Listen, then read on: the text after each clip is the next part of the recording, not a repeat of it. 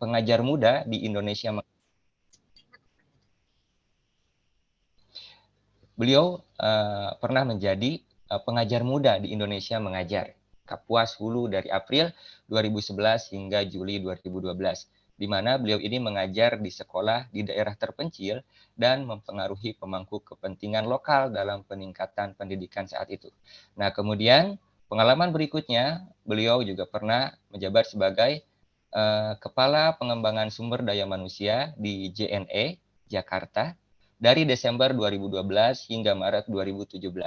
Nah, di mana beliau ini mengelola 3 departemen OD dan talent management dan keterlibatan dengan proyek atau program yang cukup berarti. Nah, kemudian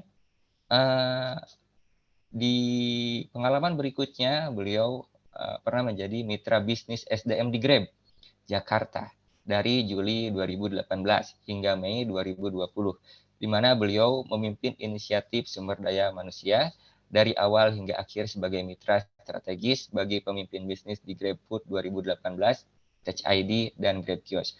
Masya Allah, banyak sekali pengalaman beliau ya. Kemudian ini masih ada 2 pengalaman kerja beliau lagi, Masya Allah. Itu kemudian beliau juga pernah menjadi Kepala POD dan Partner SDM di Ruang Guru Jakarta dari Juni 2020 hingga Juni 2021, di mana beliau memimpin inisiatif strategis dalam pengembangan orang dan organisasi budaya dan keterlibatan karyawan, dan analitik dan peningkatan proses sumber daya manusia, termasuk membangun tim HR bisnis partner. Nah, dan terakhir, beliau sekarang menjabat sebagai Direktur Komersial di Finder Consulting Bogor sejak Juli 2021 hingga sekarang, di mana beliau memberikan konsultasi berbasis kekuatan bagi mahasiswa, profesional, dan organisasi. Nah, Masya Allah, tadi telah kita dengar semua. Jika dilihat atau didengar dari pengalaman beliau, Kang Jaka ini memiliki pengalaman yang beragam, termasuk dalam bidang penjualan, pendidikan, dan konsultasi SDM. Nah, selain itu, beliau juga memiliki rekam jejak mengesankan dalam berbagai peran strategis di berbagai perusahaan, dari pengelolaan departemen dan proyek yang signifikan hingga kepemimpinan dalam inisiatif SDM dan pengembangan organisasi. Nah, itulah tadi CV dari pemateri kali ini, yaitu tentang yang pertama perencanaan karir dan pendidikan berbasis bakat dan potensi kekuatan. Nah, tanpa berlama-lama, Kang Jaka nampaknya sudah hadir di webinar kali ini. Halo, tes. Apakah Kang Jaka Ya, sudah halo. hadir? Alhamdulillah, Masya Allah. Sorry. Nah, tanpa berlama-lama, waktu kami serahkan kepada Kang Jaka. Silakan Kang Jaka. Baik, terima kasih banyak Mas Sani ya atas pembukaannya dan perkenalannya. Izinkan saya langsung memulai sesi kali ini dengan mungkin membawakan judul diskusi kita lah ya. Kita ini kan judulnya guru berbagi ya, jadi sharing lah antara saya yang mungkin pengalamannya jadi pengajar tapi di korporasi ya, di perusahaan, di organisasi dengan teman-teman yang mungkin jadi guru di sekolah. Walaupun saya juga dulu pernah nyoba jadi guru di sekolah formal ketika mengikuti program Indonesia Mengajar ya ke pelosok Kalimantan. Cuma saya menyadari akhirnya mendapat kesimpulan bahwa menjadi guru itu tidak mudah. Jadi saya sangat menghormati Bapak Ibu guru yang berprofesi sebagai guru. Karena ternyata memang jadi guru itu tidak buat semua orang ya, gitu. Seperti juga profesi-profesi lain tidak untuk semua orang. Nah, di sinilah jadi penting bahwa ternyata ya setiap profesi itu sebenarnya memanggil atau jadi tugas yang tepat untuk orang-orang yang tepat pula gitu. Walaupun saya punya kepedulian di dunia pendidikan, tapi saya sadar akhirnya kayak peran saya itu bukan jadi guru di pendidikan formal ya. Nanti saya ceritakan sekilas soal itu. Tapi yang ingin saya awali ya, saya sangat menghormati Bapak Ibu guru yang mengajar anak-anak, mendidik siswa di pendidikan formal gitu. Karena ya buat saya pribadi tidak mudah gitu untuk menjadi guru di sekolah formal dengan berbagai tanggung jawab dan tuntutannya. Nah, saya akhirnya menyadari kayaknya saya tidak bisa berkontribusi di ranah pendidikan formal, karena itulah, setelah pengalaman karir saya di dunia HR ya, HR atau SDM, saya ingin memenuhi panggilan tugas saya, yang saya sadari mungkin ketika saya kuliah. Jadi tadi atur nuhun, terima kasih banyak Mas Sandi sudah menjelaskan sedikit CV saya, ini ya resumenya, dan seperti diperhatikan Bapak Ibu semua, di awal-awal karir saya kelihatan mencari kemana mana ya, pernah jadi sales, pernah jadi yang di belakang layar nyusun strategi marketing, kemudian pernah nyoba jadi guru, sampai akhirnya enjoy dan merasa, karirnya terus berkembang, dirinya terus berkembang sebagai praktisi SDM. Jadi menarik nih,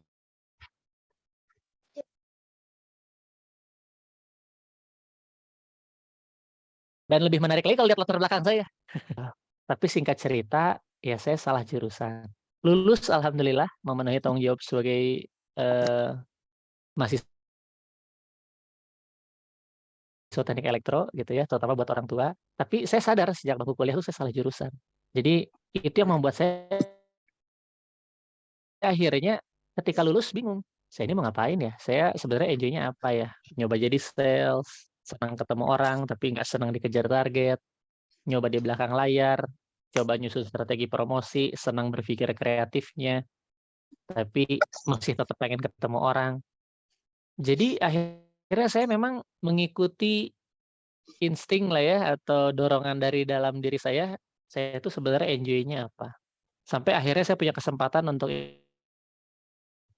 ikut program Indonesia Mengajar, jadi guru, ini nih gerbang saya masuk ke dunia pendidikan yang saya punya kegelisahan gitu di dunia pendidikan. Dulu saya merasa, kok bisa saya salah jurusan? Kok bisa padahal saya dari dulu sekolah favorit terus gitu ya di Bandung, sampai masuk ke kampus, tapi kok bisa saya ngerasa salah jurusan? Apa yang salah? Ada lubang apa di pendidikan kita? Nanti kita bahas gitu secara sekilas. Kegelisahan itu yang kemudian mendorong, kayaknya saya pengen berkontribusi di dunia pendidikan. Tapi ketika jadi guru tadi saya cerita, oh ternyata tidak semudah itu ya, terutama buat saya, dan kemudian saya sadari setelah mengenali diri saya ya, tantangan-tantangan atau tugas-tugas administratif di pendidikan formal tuh tidak mudah buat saya. Butuh perjuangan. Ngajarnya seneng, tapi urusan administrasi pendidikan formalnya, aduh itu, mmm, makanya saya sangat menghormati nih Bapak Ibu guru yang rajin bikin RPP, RPP-nya rapih gitu ya. Wah itu luar biasa. Nah, jadi akhirnya saya kenal talent mapping, kenal dunia bakat dan potensi kekuatan, itu yang juga mungkin kita ingin pelajari dan diskusikan sama-sama pagi ini. Eee, Akhirnya saya lebih mengenali diri saya, dan setelah itu saya memulai menginisiasi bersama, rekan saya, membuat konsultan karir kecil-kecilan namanya Pathfinder Consulting, yang akhirnya memang harus saya tinggalkan sebentar untuk belajar tentang dunia karirnya dulu. Nah, tapi ketika saya mau masuk ke dunia karir, saya nggak mau lagi terjebak ke karir yang salah. Untungnya saya sudah lebih mengenal diri gitu ya dengan talent mapping tadi. Akhirnya saya menemukan bahwa saya ternyata lebih senang memikirkan, mengembangkan, dan mengelola orang tapi di perusahaan. Akhirnya saya masuk ke dunia HR atau SDM, dan mungkin karena saking enjoy-nya, belajarnya ini kelamaan ya, hampir 10 tahun sebagai seorang praktisi SDM atau praktisi HR. Akhirnya alhamdulillah 2 tahun lalu lah persisnya, saya memutuskan cukup saya mau kembali ke tugas saya, memenuhi misi dan panggilan tugas kehidupan saya. Sederhana ternyata, dan tugas ini sudah saya sadari atau sudah saya temukan misi kehidupan ini kayaknya ketika saya kuliah dan sedang gelisah-gelisahnya. Saya ingin bantu adik-adik kelas, anak-anak kita nanti agar tidak salah jurusan seperti saya, tidak kebingungan karir seperti saya. Dah, itu yang saya lakukan di Pathfinder gitu saat ini. Kita keliling ke sekolah-sekolah untuk bantu asesmen siswanya, kemudian memberikan konsultasi perencanaan karir dan jurusan.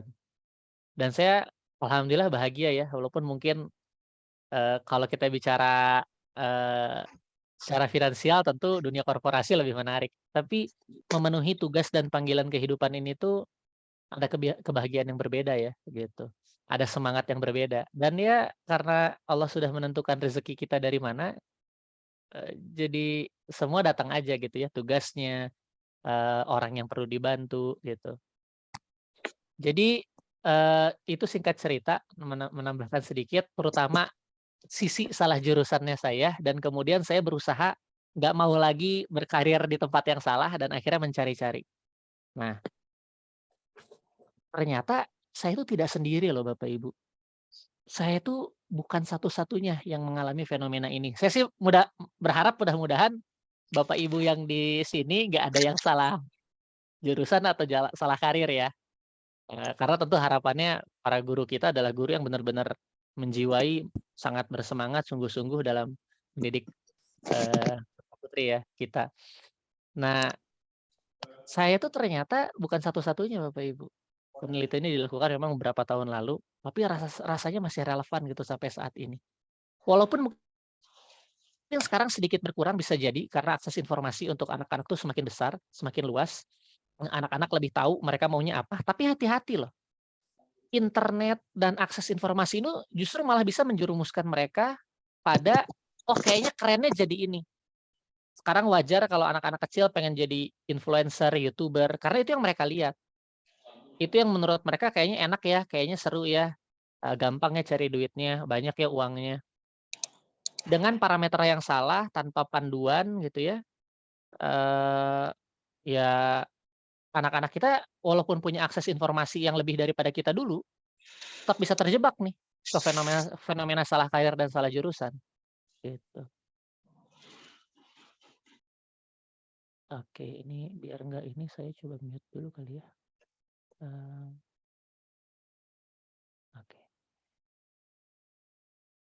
ada yang belum di-mute. Oke, saya lanjutkan ya. Nah, jadi, fenomena ini terjadi. Karena itu bagaimana kita menjawab masalah ini di sekolah kita, di anak-anak kita, di kelas-kelas yang kita, didik dan, ajari gitu ya. Nah, ini cuma fenomena gunung esnya aja ya, puncak gunung esnya saja. Di bawah ini ya sebenarnya banyak lagi akar masalah yang bisa kita lihat nanti. Ternyata ini pun tidak terjadi cuma di Indonesia. Secara global, masalah pendidikan ini nggak sinkron dengan dunia industri dan dunia karir itu terjadi di mana-mana. Tentu yang ini kita berusaha hindari. Mudah-mudahan dan inisiatif Merdeka Belajar, di mana ada fleksibilitas dan ruang lebih untuk siswa, orang tua, dan juga guru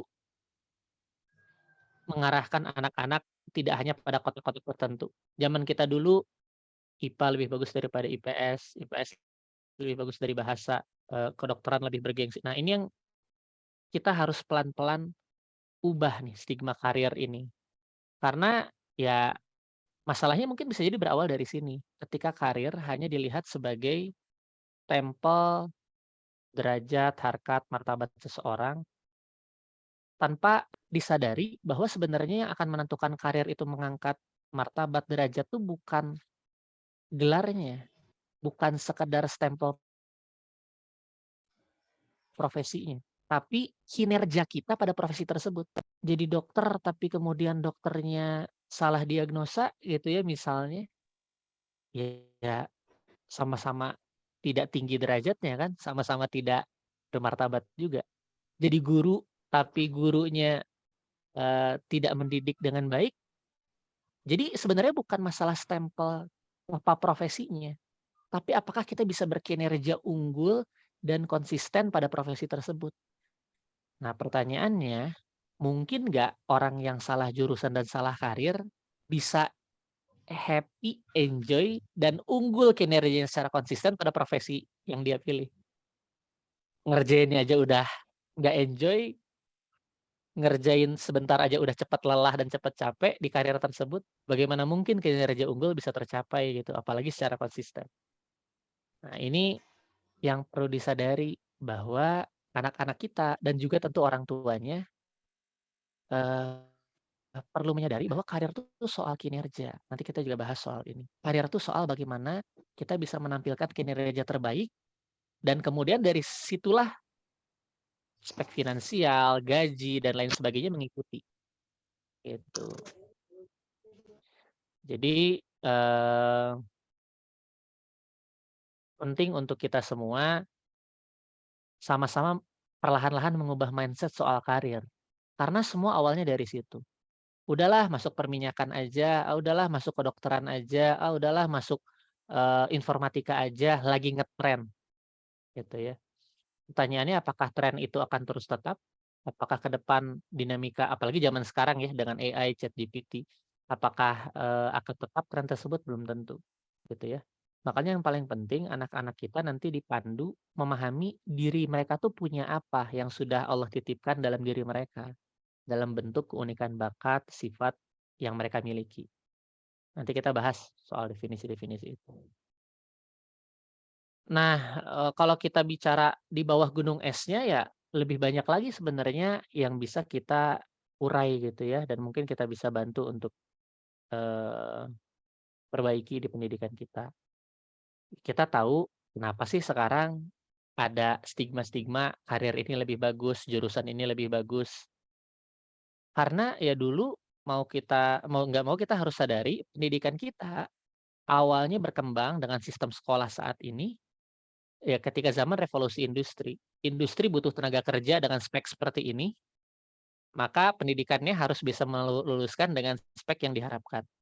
Mau nggak mau, skema industri dan skema pabrik tuh tertular nih ke sekolah. Apa buktinya? Ada yang namanya standar. Seperti di pabrik, ada yang namanya quality control, produknya harus sesuai dengan spek yang diharapkan. Contoh seperti itu juga terjadi ketika pendidikan punya ujian, semua anak harus nilainya sama di semua mata pelajaran, dan seterusnya. Ada standar-standar yang harus dipenuhi. Alhamdulillah sekarang mungkin sudah berkurang dengan UN tidak lagi jadi syarat. Tapi ya masih ada gitu, skema ujian dan standarisasi, orientasi itu efisiensi. Gimana caranya sekolah tuh bisa efisien melahirkan lulusan-lulusan yang diharapkan. Pertanyaannya adalah, apakah itu semangat pendidikan yang tepat gitu ya? Apalagi kalau kita belajar pada bapak pendidikan kita, Ki Hajar Dewantara, dengan taman siswanya, semangatnya kan sederhana prinsipnya ya. Taman itu kenapa namanya taman? Karena di taman atau di kebun, bibit tanaman apapun tumbuh sesuai dengan bibitnya. Nggak harus dipaksa distandarisasi dengan bibit-bibit, menjadi misalnya gini, bibit jagung harus jadi padi, bibit singkong jadi padi juga. Taman siswa tuh semangatnya gitu.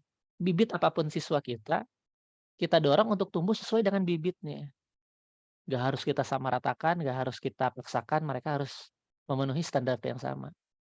Dan karena itu, wajar kalau anak-anak bisa unggul pada pelajaran-pelajaran tertentu, bisa unggul pada keilmuan-keilmuan tertentu dan mungkin kurang di yang lain, karena dorongan alami dalam dirinya berbeda, gitu. Nah, memang tantangannya adalah, bagaimana kita bisa mengakomodir ini. Pelan-pelan lah ya, kita sendiri masih terus belajar dan bereksperimen, melakukan inisiatif-inisiatif gitu untuk pelan-pelan memperbaiki ini. Tapi menurut saya inisiatif Merdeka Belajar yang memberikan ruang lebih besar sekarang terkait eee, terkait fleksibilitas, terkait kesempatan untuk memilih jalur-jalur yang berbeda itu mudah-mudahan jadi pintu gerbang ke sana. Yang kedua, ya lebih dalam lagi, memang akhirnya tidak ada ruang untuk siswa tuh mengenal diri mereka. Coba kita sadari sama-sama deh, setidaknya di zaman saya, dari 12 tahun sekolah, belum ditambah kuliah ya, ditambah masa TK gitu ya, mungkin 1, 2 tahun. Seberapa sering sih ada guru yang sungguh-sungguh bertanya, "Kamu tuh kayak gimana sih orangnya? Kamu tuh nanti mau jadi apa? Apa yang kamu senangi, kamu minati? Cita-cita kamu apa?" Jadi hampir nggak ada. Semua sibuk menjejali anak-anak kita dengan berbagai kurikulum pendidikan yang wajib dan harus gitu ya. Tapi anak-anak sendiri nggak pernah ditanya, "Kamu tuh seperti apa?" Nggak pernah diajak mengeksplorasi. "Kamu tuh enjoy-nya apa, nggak enjoy-nya apa, senangnya apa, kecenderungan kamu di mana?" Ada mata pelajaran BK dan alhamdulillah saya senang sekali kalau ada guru BK yang hadir di kesempatan kali ini. Karena saya dulu nggak sadar betapa pentingnya peran guru BK. Malah dulu kelas guru BK itu tempat untuk, aduh, bolos aja deh gitu ya. Padahal guru BK bersama wali kelas bisa benar-benar memandu anak-anak mengenali diri, mengeksplorasi berbagai aktivitas untuk memahami mereka tuh sebenarnya cenderung pada aktivitas apa, mereka tuh orangnya seperti apa. Nah, sisi ini yang menurut saya ruangnya harus lebih banyak, bahkan lebih awal lebih baik ya. Nggak harus dengan assessment, tapi bisa jadi dengan eksplorasi, observasi gitu. Terutama buat anak-anak kelas rendah ya, SD, SMP awal gitu. Nah, jadi, coba kita, refleksi nih di aspek ini. Ada nggak ya ruang untuk anak-anak tuh benar-benar memahami potensi mereka? Saya, kalau saya flashback ke belakang, di zaman SMA, saya itu aktif di OSIS ekstrakurikuler yang saya pilih memang dengan senang hati, saya pilih dengan kayaknya dorongan dari dalam gitu ya. Saya dulu ketua ekskul debat dan kalau di OSIS saya ketua kaderisasi, gitu ya. Menarik ya, kerjaan saya sebagai ketua kaderisasi di OSIS sekolah saya dulu adalah karir saya selama 10 tahun. Menurut saya dahsyat sih.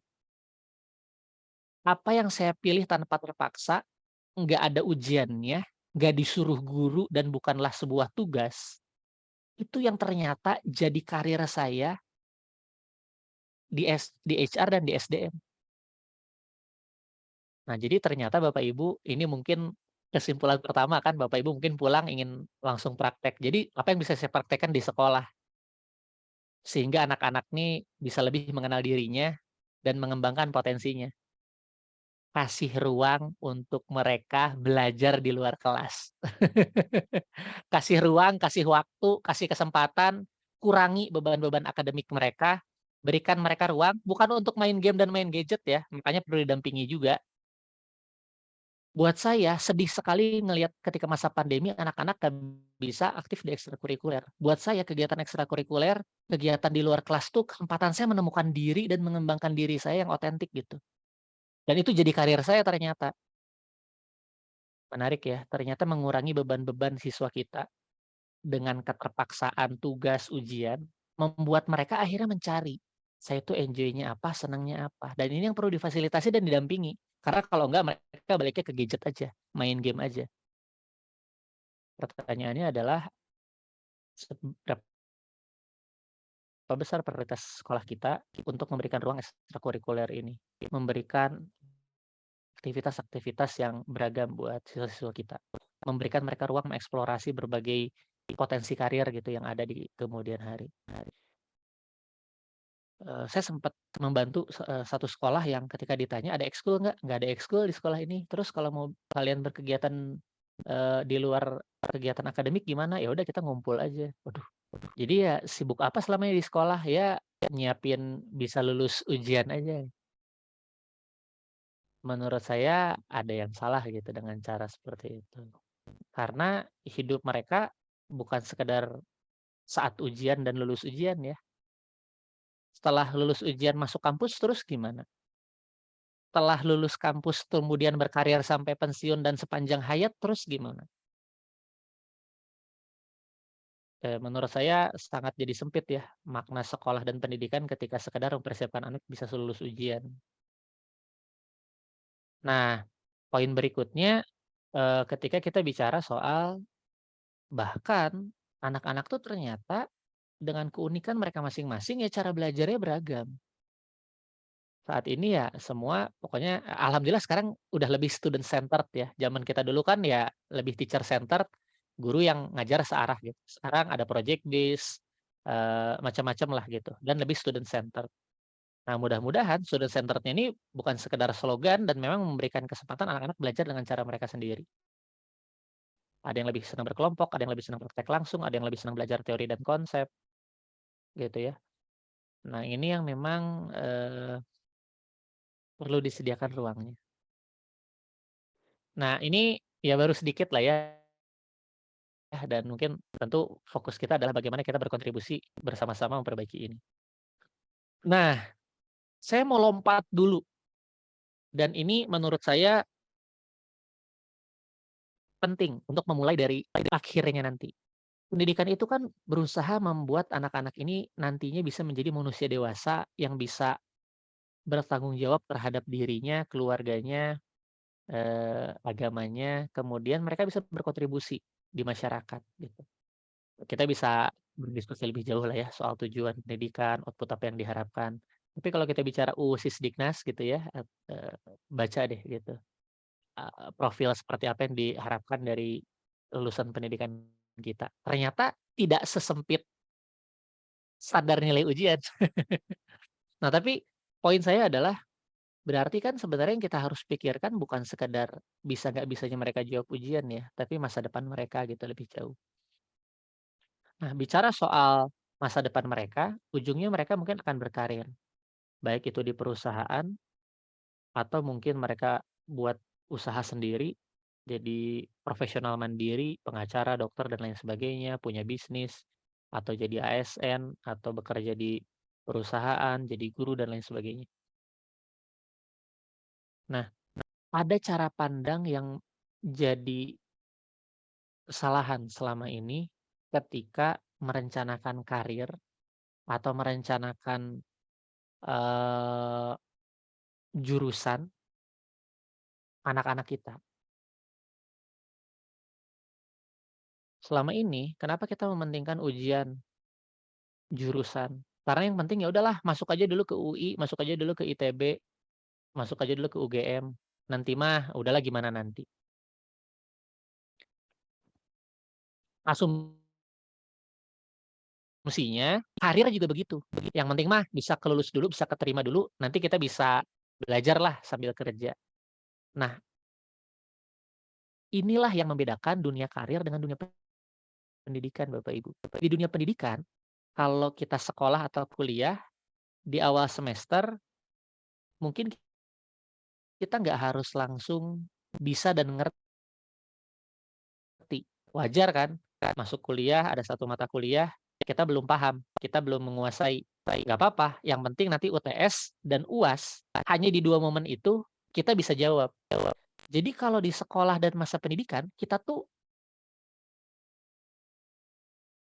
dalam proses pengembangan diri gitu ya, tidak diharapkan berkinerja unggul setiap saat. Ini yang sama sekali berbeda di dunia karir. Di dunia karir, begitu kita keterima, mulai dari masa percobaan atau masa probation, sampai kita pensiun, kita diharapkan unggul kinerjanya setiap hari, sepanjang minggu, sepanjang bulan, sepanjang tahun. Pertanyaannya, mungkin nggak orang yang salah jurusan, salah karir, bisa punya energi, punya konsistensi untuk bisa unggul terus kinerjanya? Ngerjainnya aja males, Senin aja udah ngeluh, pengennya buru-buru Jumat, I hate Monday, thank God it's Friday gitu ya slogan-slogan pekerja kali ini, hari ini. Karena, eee, kerjanya itu jadi penjara gitu, karena ketidaksesuaian dengan perannya tadi. Nah jadi, Bapak Ibu, pertanyaannya adalah atau tugas kita adalah mindset ini tuh harus disadarkan. Kamu tuh jangan sekedar asal milih kampus, jangan sekedar asal milih jurusan. Kamu nanti mau menjalani separuh hidup kamu lebih sampai akhir hayat nanti tuh mau berkontribusi dalam peran apa, mau bekerja dalam profesi apa yang akan kamu enjoy dan nikmati setiap harinya. Karena nanti beda loh dengan sekolah. Sekolah kamu cukup perform, cukup bisa berkinerja pada saat ujian saja. Nanti kamu diharapkan dan dituntut kinerjanya setiap hari, gitu. Jadi, mindset ini yang penting disadarkan tentang dunia karir dari, eee, anak-anak kita, gitu ya. Mereka harus sadar bahwa dunia karir itu berbeda dengan dunia pendidikan, terutama soal ekspektasi kinerja ini. Ini saya ngasih contoh, bagaimana evaluasi kinerja di perusahaan itu dilakukan. Jadi biasanya evaluasi itu 6 bulan sekali, 1 tahun sekali. setiap perusahaan mengevaluasi kinerja karyawannya, ada 5 skala penilaian, mungkin di sekolah Bapak Ibu juga dilakukan. Ini saya kasih contoh, skala 3 gitu ya, memenuhi ekspektasi sampai skala excellent atau superb gitu. Saya ingin menggarisbawahi ada kata-kata konsisten.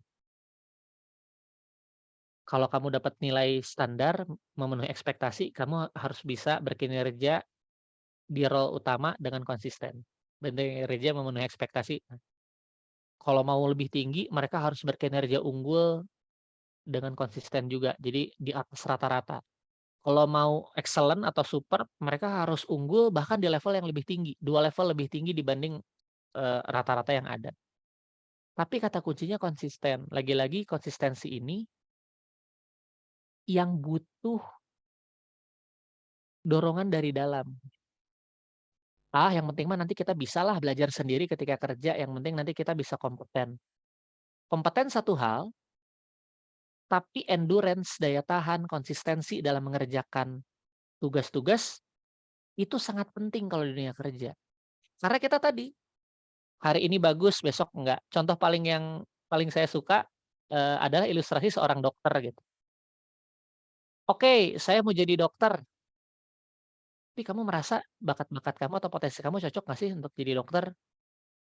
Karena jadi dokter nggak mungkin tuh pagi-pagi ketika belum terlalu on gitu ya, saya diagnosanya masih salah-salah nggak apa-apa ya, pasien-pasien awal saya kasih obat yang salah nggak apa-apa ya. Nggak bisa.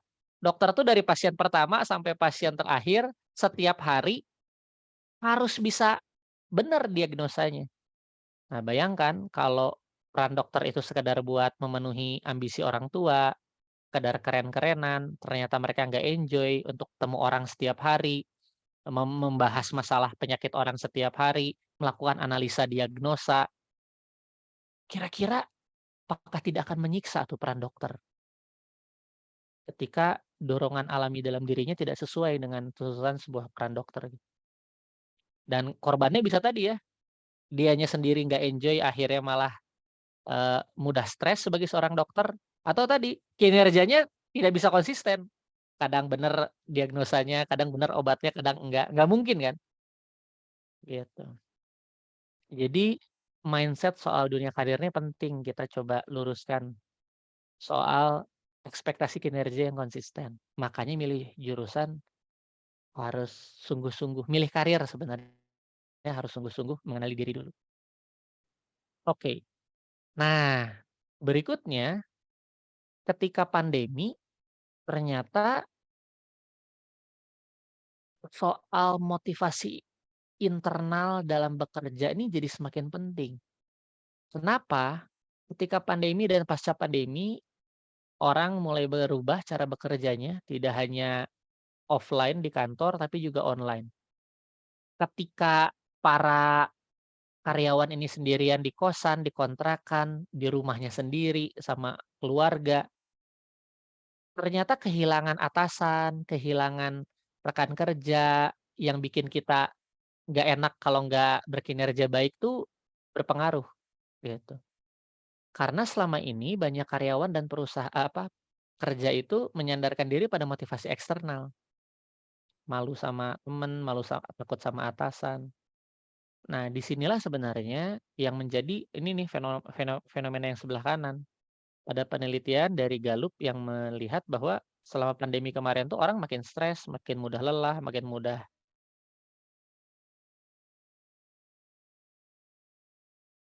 burnout karena menyandarkan diri motivasinya pada motivasi eksternal saja. Nah, disinilah sebenarnya mengenali diri membantu untuk menemukan dorongan dari dalam. Apa sih yang saya enjoy? Apa sih yang bisa saya membuat saya tuh semangat dalam mengerjakan tugas-tugas saya, gitu ya. Sekali lagi ini menjadi penting juga, relevan terhadap fenomena cara bekerja yang berubah gitu saat ini. Dorongan atau motivasi dari dalam tuh penting. Nah, ini bisa ditemukan hanya dengan mengenal diri. Ini mungkin saya bahas sekilas saja. Gallup nih sebenarnya salah satu lembaga riset global yang meneliti tentang, eee, bahwa kinerja seseorang, keterikatan dia dengan pekerjaan dan organisasinya, kuncinya adalah kesesuaian antara personality dia, kepribadian dia dengan tugas yang dijalankan. Semakin cocok dia dengan peran yang dijalankan, semakin sesuai dia dengan, bakat-bakatnya, sifat-sifatnya, kepribadiannya dengan apa yang dia jalankan setiap hari, semakin kuat keterikatannya dengan pekerjaan dan semakin mudah unggul kinerjanya secara konsisten. Itu inti penelitiannya. Nah, lebih jauh Gallup meneliti 34 tema bakat. Nanti kita bahas lebih detail ya, bakat ini tuh apa. Gallup meneliti ternyata ada 34 bakat terkait sifat-sifat manusia yang bisa dibawa dan muncul dalam produktivitas pekerjaan, gitu. Ini yang jadi parameter dalam assessment talent mapping, gitu ya. Tapi Bapak Ibu kalau belajar tentang bakat-bakat ini, sebenarnya bisa melakukan observasi juga. Kira-kira anak saya, di kelas saya, anaknya kebiasaan seperti ini, kira-kira bakatnya sepertinya ini deh, coba saya ajak diskusi, saya ajak ngobrol benar atau enggak. Nah, itu juga bisa dilakukan, apalagi Bapak Ibu yang kelas rendah gitu ya, maksudnya anak-anak SMP kelas 7 8 atau anak SD, memang kita tidak menyarankan ikut asesmen dulu.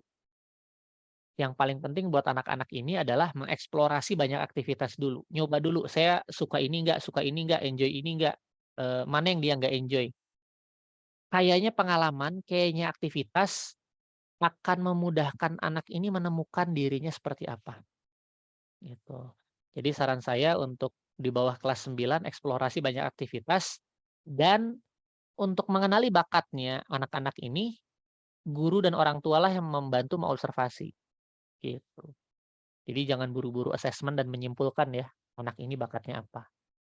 Tunggu sampai dia cukup kaya pengalaman, kemudian cukup bisa menilai dirinya. Karena asesmen itu kan menilai diri ya, saya itu sukanya apa, enjoy-nya apa, nggak enjoy-nya apa, dan seterusnya. Nah, ini sepintas juga aja bahwa ternyata, eee, ada banyak faktor yang membuat karyawan di perusahaan tuh kinerjanya bisa unggul. Nah, salah satunya poin nomor 3 setelah 2 poin yang dasar di paling bawah, 2 poin dasar ini semua organisasi memberikan. Dikasih ekspektasi kerja, dikasih, material atau alat kerja untuk bekerja, tapi gerbang nomor 3 "At work I have the opportunity to do what I do best every day." Ternyata salah satu faktor kunci yang membuat kita atau anak-anak kita nanti ketika berkarir bisa enjoy dan menikmati peran-perannya adalah kesempatan mengaktualisasi diri yang otentik pada peran-perannya setiap hari, gitu. Makanya, eee, alhamdulillah ya ketika saya jadi HR ya karenanya saking menikmatinya, belajarnya aja udah semangat banget. Walaupun latar belakang saya teknik elektro, nggak punya latar belakang psikologi, pendidikan, manajemen SDM, tapi di awal karir saya sebagai HR tuh semangat banget belajarnya. Bahkan sampai sekarang, topik-topik HR tuh menarik buat saya. Pengen rasanya belajar terus gitu. Jadi bahkan ketika kita punya ruang peran yang sesuai dengan diri kita, belajarnya itu udah enjoy. Saya cerita sedikit flashback juga. Zaman saya 2 tahun terakhir lah ya, saya kuliah lulusnya itu terlambat ya, cukup berdarah-darah. Karena ya ada momen sambil kerja juga. Tapi 2 tahun saya kuliah di ITB dulu, saya tuh malah jadi mahasiswa ilegal di UPI. Ilegal tuh maksudnya ya saya ikutan seminar, saya ikutan, kelas-kelas lah gitu di UPI, tanpa ujian, karena dipaksa IP, karena dipaksa tugas. Saya baca buku-buku pendidikan, saya bahkan bikin kajian pendidikan di kampus ITB, bahkan praktek jadi wakasek kurikulum di sekolah rumah belajar ITB di daerah Cisitu. Saya sempat keliling beberapa sekolah alternatif di Pulau Jawa, dan dorongan itu alami aja dulu. Walaupun akhirnya saya berkontribusi di pendidikannya bukan jadi guru ya, tapi seperti sekarang jadi konsultan karir, siswa-siswa gitu. Kebayang nggak Bapak Ibu, kalau siswa kita, mahasiswa kita nanti belajarnya kayak gitu, bukan karena sekadar ujian, bukan sekadar karena tugas, tapi kan ada dorongan semangat dari dalam dirinya. Karena apa yang dia ingin kuasai itu memang gue banget, cocok banget dengan dirinya. Eee, ya konsep kerennya adalah mungkin nggak ya kita membangun sebuah budaya di pendidikan kita kita sebut saja self-driven learning. Proses belajar yang memang anaknya sendiri yang menentukan apa yang mau dipelajari, bagaimana metode belajarnya, bagaimana kecepatan belajarnya. Nah, memang kalau di ranah pendidikan formal kita kan dibatasi sama waktu, sama sumber daya. Tetap ini harus dipikirkan cara mengakomodirnya gimana. Tapi kankah jauh lebih mudah kalau anak-anak kita itu ya belajar tuh nggak lagi pakai kepaksa gitu, perlu disuruh-suruh. Guru kan ringan banget ya mendampinginya. Karena itu kayaknya motivasinya nggak cukup pakai nilai, ditakut-takutin kamu nanti nilainya jelek, kamu nanti nggak naik kelas. Yang paling penting kita bisa ngebangun anak-anak ini punya, "Kamu nanti mau jadi apa sih? Kamu senangnya nanti bikin apa sih? Pengen berkarya apa sih?" Mungkin nggak ya itu difasilitasi dari sekarang? Nah, memang tantangannya adalah, ya kita tuh masih ada sekat-sekat akademik gitu ya, kurikulum formal yang kita harus penuhi. Lebih jauh lagi saya coba lempar gitu ya wacana-wacana. Mungkin nggak ya kita bangun di pendidikan formal, kurikulum berbasis profesi atau karir, gitu. Di Merdeka Belajar mungkin sudah ada ya kelompok-kelompok pilihan mata pelajaran, tapi mungkin orientasinya masih ke penjurusan akademik gitu. Eee, Bayangkan gitu anak yang sudah sangat tertarik dengan dunia desain grafis, dengan dunia informatika, pengembangan software, atau sudah sangat tertarik dengan dunia biologi. Mungkin nggak ya kita benar-benar akomodir itu sampai mereka ya udah fokus aja belajar itu dari dini, gitu ya, tanpa diganggu beban-beban yang lain, tuh. Eee, ini sih mungkin ngobrolnya mungkin sama pembuat kebijakan ya. Tapi saya rasa di level sekolah, ya tinggal cari cara komprominya ya, bagaimana memenuhi standar atau kebutuhan akademik, gitu. Menariknya Bapak Ibu, sudah ada loh sekolah-sekolah alternatif yang fokusnya membangun kurikulum berbasis karir ini, gitu ya. Salah satunya AB Home di, Bogor, yang memang ya udah fokusnya membangun portofolio si anak ini. Nah, menariknya di Merdeka kampus Merdeka sekarang di ya Merdeka Belajar di kampus, sudah dibuka ya Bapak Ibu yang mungkin lebih paham, sudah dibuka jalur portofolio. Walaupun saya juga belum tahu secara detail, tapi mungkin ya masih banyak portofolio ini terkait dengan prestasi lomba dan lain sebagainya. Tapi sudah ada lulusan dari AB Home Bogor tadi yang terima di jurusan peternakan, saya lupa UI apa IPB, karena portofolio dia magang di berbagai peternakan, sampai peternakan memang terbaik dunia di New Zealand gitu ya.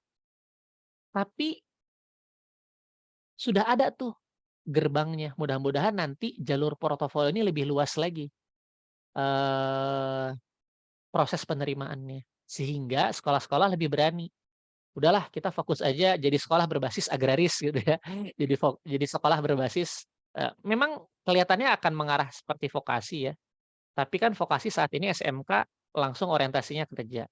Tapi mungkin nggak ya kita bangun kurikulum berbasis karir dan profesi ini, tapi ya orientasinya yang mau melanjutkan pendidikan tinggi silakan. Fokusnya di SMA adalah membangun portofolio. Yang mau bikin software, langsung deh bikin software. Setahu saya sudah banyak ya sekolah yang tambahannya software, tapi sekedar karena tren. Lagi ngetren nih, startup, teknologi. Tapi bukan nggak semua orang harus dipaksa jadi software engineer kan, gitu. Dan dengan itu, memang nanti peran Bapak Ibu guru sedikit bergeser ya, menjadi pendamping mereka untuk mengeksplorasi atau mengembangkan portofolionya masing-masing. Kemana pelajaran-pelajaran yang ada? Nah, nanti ya diberikan sesuai dengan kebutuhan, ya. Nanti kita bahas lebih jauh dan lebih detail ya. Nah, jadi balik lagi, ini salah satu definisi yang menarik menurut saya ya, dari peneliti Gallup ya, yang meneliti dan mempopulerkan konsep bakat, dan kekuatan. Jadi katanya strength, kekuatan kita itu bukan what you are good at, di mana kita kuat atau di mana kita jago, di mana kita kompeten. A strength is an activity that strengthens you. Kekuatan kita ternyata adalah aktivitas yang kalau kita lakukan tuh kita makin kuat dan makin berenergi, makin semangat ngerjainnya, pengen terus. Ini yang membuat tadi ya, orang kalau berkinerja dengan kekuatannya dia, wah nggak lagi I hate Monday, thank God it's Friday. Semangat terus gitu. Walaupun tentu butuh ada work life balance ya, bukan berarti harus lembur terus, kerja terus, enggak. Tapi kerjanya tuh membuat mereka semakin berenergi. It draws you in, it makes time fly by while you are doing it, and it makes you feel strong. Ketika kita beraktivitas pada peran-peran yang sesuai dengan potensi kita tuh makin terserap, semakin waktu nggak kerasa, semakin kita tuh enjoy, gitu. Contohnya buat saya adalah ketika saya cerita seperti ini ke bapak ibu. Buat saya dikasih waktu 5, 10, 30, 1 jam, 2 jam, makanya saya nanya dulu ke Mas Gagah ya gitu, "Ini waktu saya berapa jam nih?" Karena kalau nggak dibatasi, lanjut terus.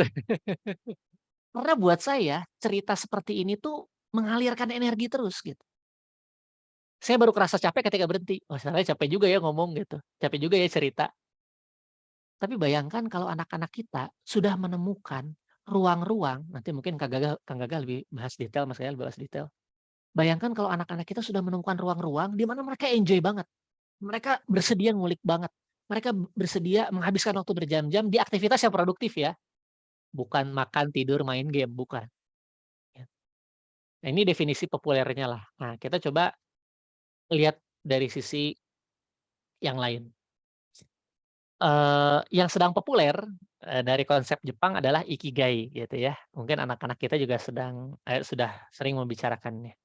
Katanya kalau kita mau menemukan ikigai kita, kalau di masyarakat Jepang tuh ikigai diilustrasikan sebagai alasan kita untuk terbangun di pagi hari dan selalu merasa berenergi dan antusias untuk menjalani hari itu. Jadi ikigai itu ya buat konsep samurai gitu ya, entah pandai besinya, entah pemanahnya, gimana mereka menjalani hari itu benar-benar dedikasi pada sebuah aktivitas yang mereka nikmati betul. Jadi, a reason for living, alasan hidup, misi hidup, alasan keberadaan gitu ya. Nah, ikigai ini dikonsepkan lagi secara modern, irisan dari 4 hal ini katanya. Apa yang kita cintai, apa yang kita kuasai, keahliannya, di mana kita bisa dibayar, dan apa yang bermanfaat untuk dunia. Susah nggak nih cari ini? Bisa, tapi mungkin butuh waktu. Nah, saya sebenarnya biasanya kalau ke sekolah-sekolah menyederhanakan. Bapak Ibu, kalau Bapak Ibu guru, kepala sekolah, wakil kepala sekolah mau bikin program perencanaan karir, nggak usah rumit-rumit dulu deh. Nggak usah sampai bikin kurikulum dulu berbasis karir, nggak usah. Sebenarnya cuma 2 aspek ini aja. Kurikulum formal tetap lanjut, tapi coba pikirkan bagaimana perencanaan karir bisa memfasilitasi 2 aspek ini. Aspek yang kiri atas adalah bagaimana Bapak Ibu selama 3 tahun masa SMA atau SMP bisa membantu anak-anak mengenali dirinya lebih dalam. Istilah saya seek insight, menggali ke dalam gitu ya. Nah, tapi nggak cukup menggali potensi anak-anak dan membuat mereka paham diri mereka, bakat-bakatnya apa, potensi kekuatannya di mana. Tentu assessment talent mapping membantu untuk ini, atau kemudian psikotes atau alat-alat yang lain. Nah, bagian berikutnya, bagian ini yang sekolah dan orang tua yang rasanya perlu siapkan dan fasilitasi, yaitu sisi exploring outside, mengeksplorasi di luar sana, ada jenis profesi apa saja sih yang cocok untuk saya yang potensinya seperti ini, gitu. Programnya 2 ini aja di sekolah untuk program perencanaan karir, untuk memulai ya.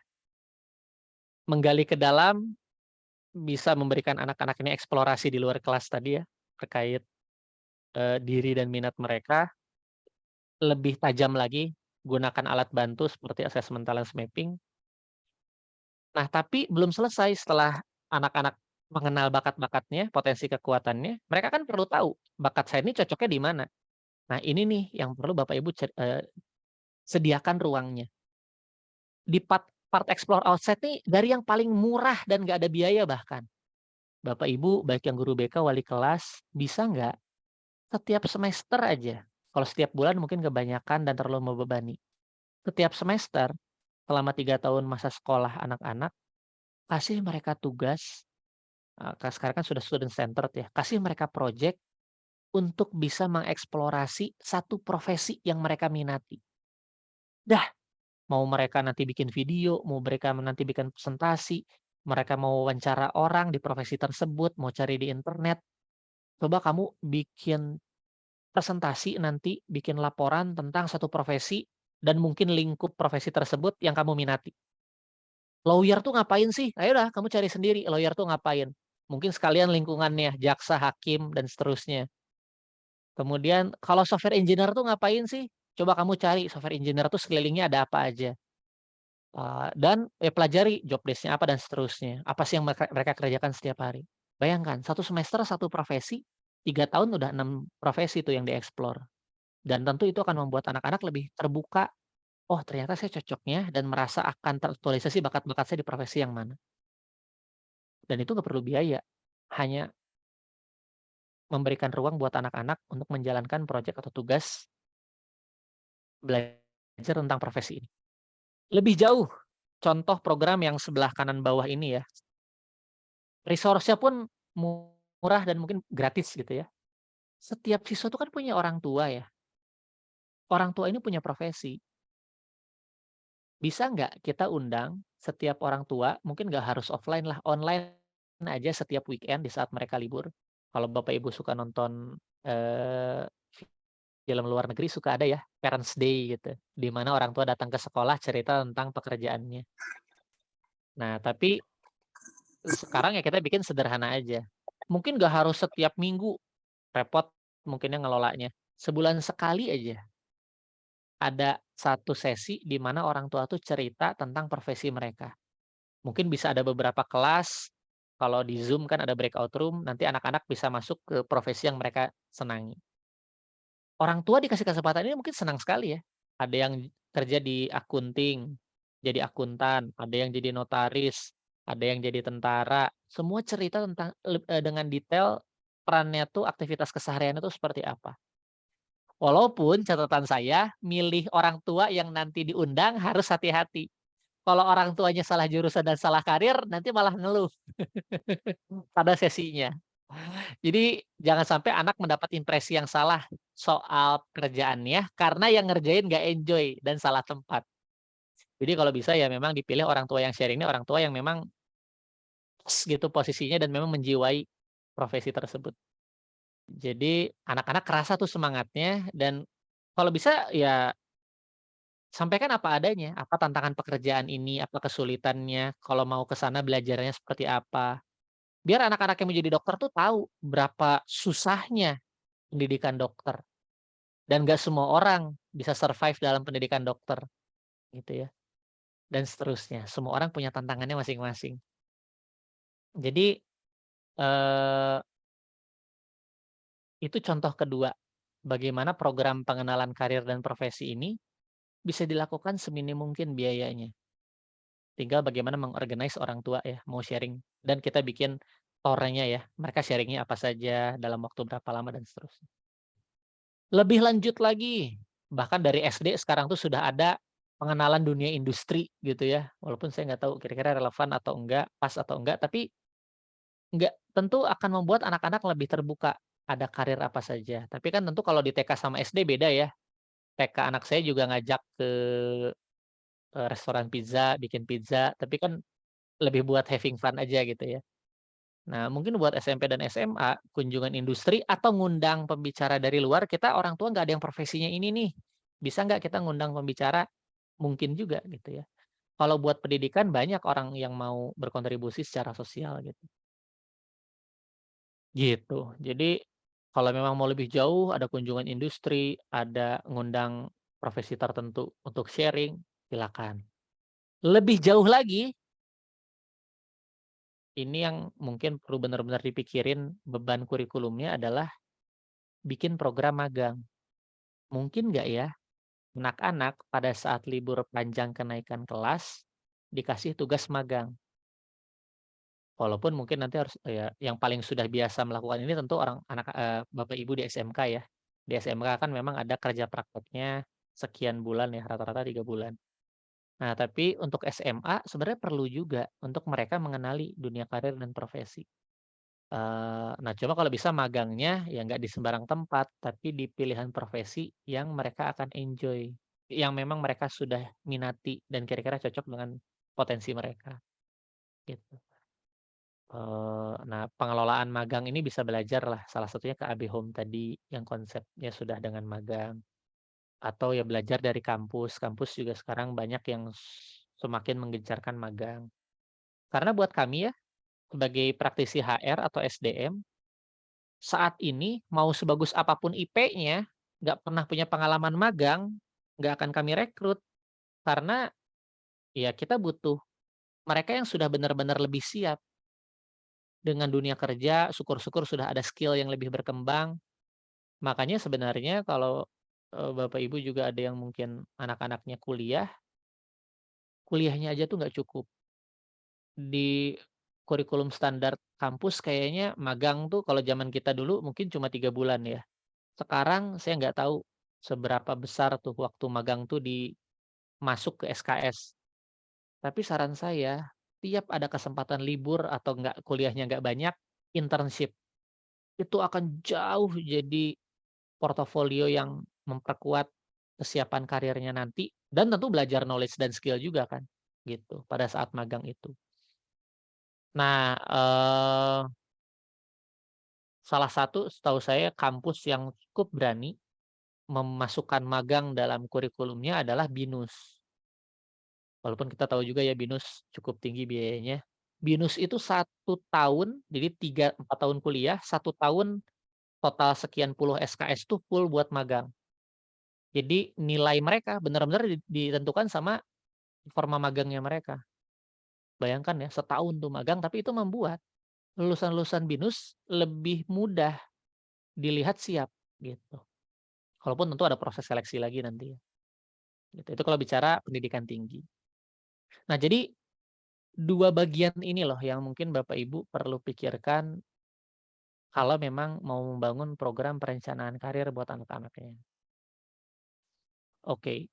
Nah, sekarang saya mulai masuk ke kan topiknya tentang talent mapping ya, tentang bakat dan potensi kekuatan. Nah, disinilah saya mulai masuk lebih teknis tentang konsep bakat itu seperti apa, bakat itu membangun potensi kekuatan itu bedanya apa, dan bagaimana ini membantu perencanaan karir dan pendidikan anak-anak kita.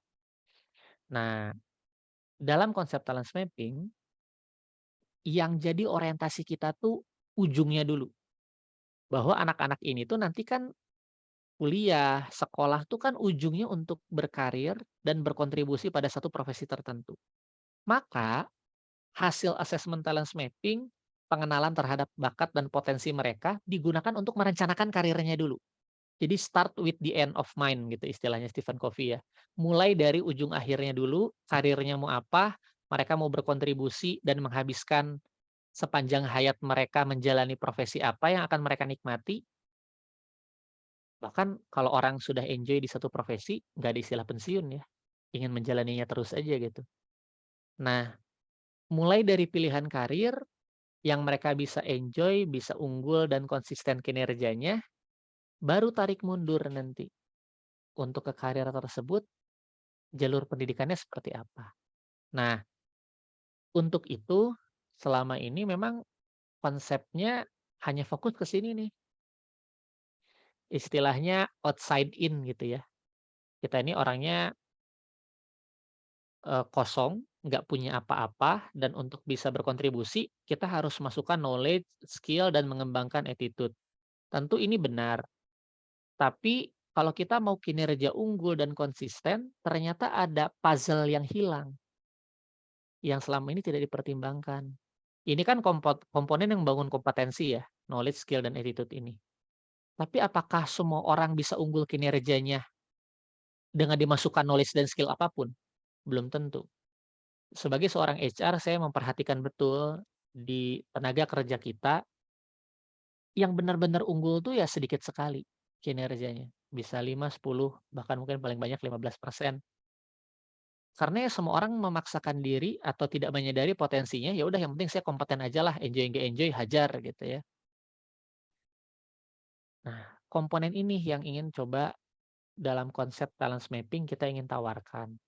Perencanaan karir, pendidikan, dan pengembangan diri yang berbasis dengan bakat adalah yang mengembangkan kompetensi, knowledge, skill, dan attitude di atas kesadaran terhadap bakat dan potensi seseorang. Jadi nggak sembarang mengembangkan kompetensi, tapi mengembangkan kompetensi secara lebih tajam sesuai dengan bakat dan potensi kekuatannya. Nah, bakat yang dikembangkan dengan knowledge, skill, dan attitude yang tepat lah yang kita sebut sebagai kekuatan nantinya. Kalau masih bakat saja, ya tentu ini kita masih melihatnya sebagai potensi. Potensi ini akan berkembang kalau knowledge, skill, dan attitude yang dewasa dan matang dikembangkan, sehingga bisa produktif. Nah, jadi kalau bakat ini definisinya adalah, ini definisi dari Gallup ya, eee, sebenarnya bakat di sini adalah pola sifat, pola berpikir, pola berinteraksi, pola merasakan, yang alami, muncul berulang-ulang, dan bisa digunakan untuk produktivitas. Nah, penelitian panjang Gallup, nanti saya cerita, menemukan 34 tema bakat yang kita petakan lewat talent mapping. Nah, barulah dari mengenali komponen-komponen bakat ini, kita bisa melihat kita tuh enjoy-nya pada atau akan punya potensi pada tugas-tugas atau aktivitas apa. Disitulah knowledge dan skill baru dikembangkan, sehingga menjadi kekuatan. Nah, kekuatan ini sebenarnya bisa kita sebut aktivitas yang kita bisa berkinerja unggul, tapi juga enjoy, bisa berenergi dan stamina panjang pada aktivitas-aktivitas tersebut. Atau sederhananya kita menyebutnya, kekuatannya adalah aktivitas yang kita bisa melihat ada kriteria 4E pada aktivitas tersebut. Enjoy mengerjakannya, easy, mudah menguasainya, termasuk menjalankan perannya, excellent, sudah kelihatan unggul hasilnya, bahkan ketika baru awal-awal belajar, kelihatan keunggulannya jauh di atas rata-rata. Dan yang terakhir, earn ini tidak hanya menghasilkan secara finansial, tapi bermanfaat. Bisa ditunjukkan hasil produktivitasnya. Nah, jadi Bapak Ibu, kalau mau sederhana ya, gimana kita mencari potensi kekuatan anak didik kita, lihatlah mereka kalau beraktivitas, 4E-nya di mana. Nah, makanya nggak cukup di dalam kelas, karena di dalam kelas aktivitasnya terbatas. Belajar terutama satu arah ya mendengarkan saja. Kita tidak bisa melihat mereka itu enjoy-nya pada aktivitas produktif apa yang lain. Di sinilah sekali lagi saya tekankan, aktivitas itu lebih banyak bisa dieksplor di luar kelas. Di ruang-ruang organisasi, di projek-projek, di ruang-ruang, aktivitas luar kelas. Nah, pertanyaannya, ya ada nggak ruang itu? Bisa nggak kita bisa punya ruang itu untuk mengobservasi 4E anak ini di mana? Ada yang kayaknya enjoy banget dan selalu pengen presentasi. Ada yang kayaknya dia tuh kalau bikin penelitian paling semangat. Ada yang kayaknya kalau di lab lagi eksperimen paling seneng. Ada yang kayaknya kalau lagi, ngedengerin temannya curhat paling semangat. Terasa ya, ada begitu banyak jenis aktivitas yang mungkin kita nggak bisa benar-benar capture, gitu. Dan padahal potensi di berbagai aktivitas itu akan lebih bisa menentukan peran-peran yang mereka akan, tepat jalani nantinya, dibanding ngelihat hasil akademik saja, gitu. Hasil akademik kan mungkin terbatas pada aspek kognitif saja ya, tapi apakah mereka yang misalnya biologi bagus gitu ya, apakah senang jadi dokter dengan semua aktivitasnya? Belum tentu. Bisa jadi orang yang senang biologi, aktivitas yang dia senangi adalah ngulik spesies tanaman dan hewan di laboratorium, nggak terlalu enjoy ketemu orang, gitu. Padahal dokter ketemu orang setiap hari. Terasa ya, eee, dengan data yang hanya akademik, ada gap nih untuk kita benar-benar, bener nggak ya dia enjoy pada peran-peran dan aktivitas yang ingin dia tekuni. Nah, ini adalah sebenarnya framework utamanya. Bagaimana kita menambahkan komponen bakat untuk digali, diidentifikasi, untuk nanti anak-anak merencanakan karir dan pendidikannya, membangun knowledge dan skill-nya. Nah, tadi saya sudah sampaikan, sekarang saya bicara lebih praktis lagi ya, praknya lagi nih. Berarti kan kita harus bantu anak-anak kita mengenali potensi mereka, aktivitas apa yang mereka bisa enjoy. Kalau kita belum bicara bakat atau sifat-sifatnya ya. Ya salah satunya adalah mengobservasi 4E mereka di mana. Ada yang mungkin enjoy, easy, excellent, tapi belum bermanfaat. Nah ini baru sebatas hobi ini. Anak-anak yang main game ya kemungkinan akan terus jadi hobi saja, karena nggak ada manfaatnya, gitu ya. Eee, Selain ya hiburan lah sekali waktu. Nah, kebanyakan orang bekerja di aspek yang bawah nih, yang salah karir, salah jurusan. Saya bisa kok menguasai dunia saya nih, dunia akunting. Saya, bagus kok hasilnya, kinerja saya dipuji. Saya bermanfaat kok, saya dapat gaji, kemudian saya bisa berkontribusi di organisasi saya. Tapi kalau ditanya, enjoy nggak? Aduh, saya tuh sebenarnya stres, selalu pengen cepet-cepet weekend. Kalau weekend kayak gini tuh seneng banget karena bebas dari kerjaan, gitu ya. Enjoy-nya nggak ada. Nah, itulah sebagian besar pekerja terjebak pada karir yang basisnya kompetensi saja, tapi tidak dinikmati. Kita berharap anak-anak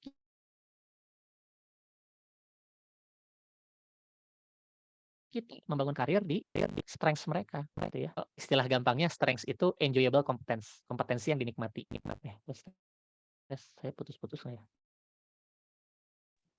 Jelas, Halo Kang. halo, aman ya? Aman, tadi kayaknya ada tulisan hilang. Aman. Nah, di aktivitas yang 4E ini selalu muncul, inilah yang coba kita arahkan dan dorong anak-anak merencanakan karir dan pendidikannya. Enjoy, easy, excellent. Nah, ini cara pertama yang paling sederhana. Dan memang dengan cara ini tentu kita perlu mengobservasi, perlu ngobrol dengan siswa kita, dan mungkin perlu membantu mereka membuat portofolio. Mereka sudah coba sekian aktivitas, kira-kira di aktivitas mana 4E ini muncul. Nah, ini bisa dibikin dan dicatatkan portofolionya, gitu ya. Portofolio potensi lah gitu ya, potensi kekuatan.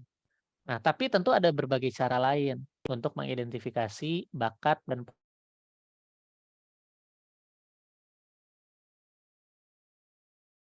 potensi kekuatan anak-anak kita.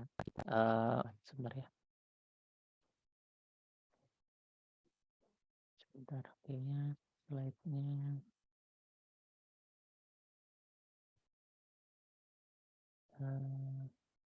Oh ya,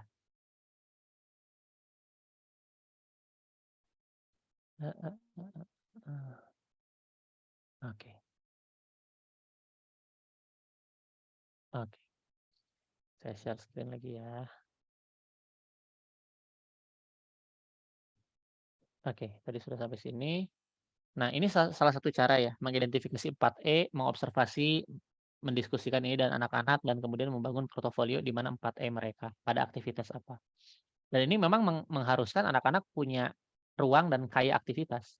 Sehingga dia bisa menilai diri mereka sendiri 4E ini muncul di mana, terutama aspek enjoy dan easy-nya.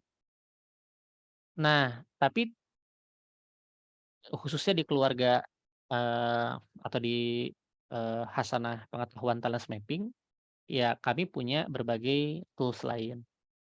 Salah satunya ada yang namanya SWOT assessment. SWOT assessment ini, mudah sekali juga caranya. Formatnya interview, formatnya tanya jawab gitu ya. Hanya dengan 5 pertanyaan, kita coba bisa menggali lebih dalam orang ini atau siswa ini cenderungannya pada aktivitas yang mana. Nah, ini bisa langsung nanti dipraktekkan. Nanti kita juga uji coba ya buat Bapak Ibu yang ada di Zoom ini. Mudah-mudahan waktunya cukup. Jadi, intinya di SWOT assessment ini kita nanti melihat muaranya di 7 ranah aktivitas. SWOT ini singkatan, 7 working area atau SAPTA wilayah aktivitas, 7 wilayah aktivitas. Jadi nanti kita ingin lihat dari kuota 100% pilihan, seseorang ini lebih cenderung pada aktivitas yang mana? Berinteraksi dengan orang, tidak berinteraksi dengan orang, aktivitas yang banyak mikir, yang lebih butuh ketekunan, kalau interaksinya lebih senang sejajar, mempengaruhi atau melayani orang. Nah, ini bisa membantu kita melihat kecenderungan aktivitasnya di mana, dan ini saja pun sudah melihat kira-kira dorongan aktivitas atau perannya ke arah mana. Nanti kita coba yang SWOT assessment ini. Berikutnya, yang juga bisa langsung nanti dimanfaatkan adalah tools ST30. Strength Typology 30 ini ada di temubakat.com. Bapak Ibu yang mau coba ya, assessment talent mapping versi yang singkat dan relatif lebih sederhana, boleh coba ST30-nya dulu. Memang kalau ST30 anak-anak atau Bapak Ibu nanti coba sendiri, kita tuh langsung milih dari 30 jenis peran atau strength typology, tipe kekuatan, kira-kira kecenderungan kita tuh pada aktivitas yang mana. Jadi ini tuh ranahnya langsung milih aktivitas. Nah, memang ada keterbatasan tentu karena, ya biasanya terutama buat siswa, ketika milih ST30 tuh hanya terbatas yang sudah pernah mereka coba. Karena ini aktivitas tuh di dunia pekerjaan, ada pekerjaan-pekerjaan atau peran-peran yang mereka belum pernah jalani, sehingga cenderung mereka nggak pilih. Padahal bisa jadi, kalau kita gali dari bakatnya, mereka cocok dan punya potensi. Nah, memang ada keterbatasan ST30 ini, tapi silakan kalau mau dicoba, lebih cepat, lebih sederhana, untuk pengenalan dulu lah. Nah, tapi ada yang lebih lengkap. Kalau talent mapping kita nggak langsung lompat ke pilihan aktivitas ini, tapi kita melihat dulu dan memetakan dulu lewat asesmen. Kalau ini kan cuma milih 30 jenis kekuatan ya. Kalau di talent mapping asesmennya, ada beberapa set pertanyaan gitu ya, lebih panjang lah gitu. Dan yang pertama kita ingin memetakan urutan bakat sertanya dulu. Urutan bakat ini 34 bakat tadi kita lihat 14 bakat terkuatnya, 7 bakat pertama, 7 bakat keduanya itu apa. Bakat-bakat kuat ini yang akan sangat mempengaruhi kecenderungan seseorang pada aktivitas dan peran tertentu, gitu. Ini, sisi ranah bakatnya. Ini yang digali dulu, ranah sifat atau bakatnya.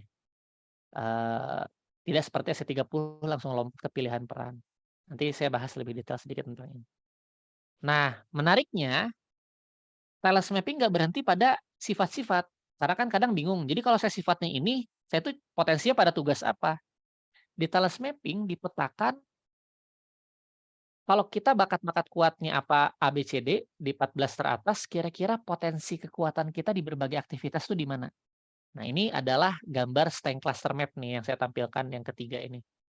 Strength cluster map ini berisi 99 aktivitas di dunia pekerjaan ditambah 15 aktivitas yang terkait bakat fisik yang bisa memetakan potensi siswa-siswa kita nantinya pada aktivitas mana sesuai dengan bakat-bakat kuatnya. Ini secara lebih tajam bisa membantu mereka merencanakan karir dan pendidikan atau pengembangan diri, gitu. Ini memang juga membantu kalau buat saya sebagai seorang praktisi HR atau SDM untuk memetakan karyawan. Siapa yang cocok untuk peran-peran ini, tugas-tugas ini, diarahkan untuk, mengembangkan diri kemana itu dilihat dari potensi kekuatan ini. Terakhir, sama sebenarnya muaranya, dari aktivitas-aktivitas yang banyak ini dikelompokkan di mana tipe kekuatan atau tipe peran, yang paling potensial untuk kita. Nanti 5 yang paling potensial disebutnya personal branding. Nah, ujungnya ini memang ST30 lagi nih, cuma bedanya ST30-nya bukan milih sendiri, tapi benar-benar dianalisa dari urutan bakatnya. Jadi lebih komprehensif kalau talent mapping assessment ini, gitu ya. Tapi ya setelah webinar ini kan Bapak Ibu mungkin butuh coba dulu, praktek dulu, boleh coba tadi observasi 4E, SWOT assessment, atau ST30-nya.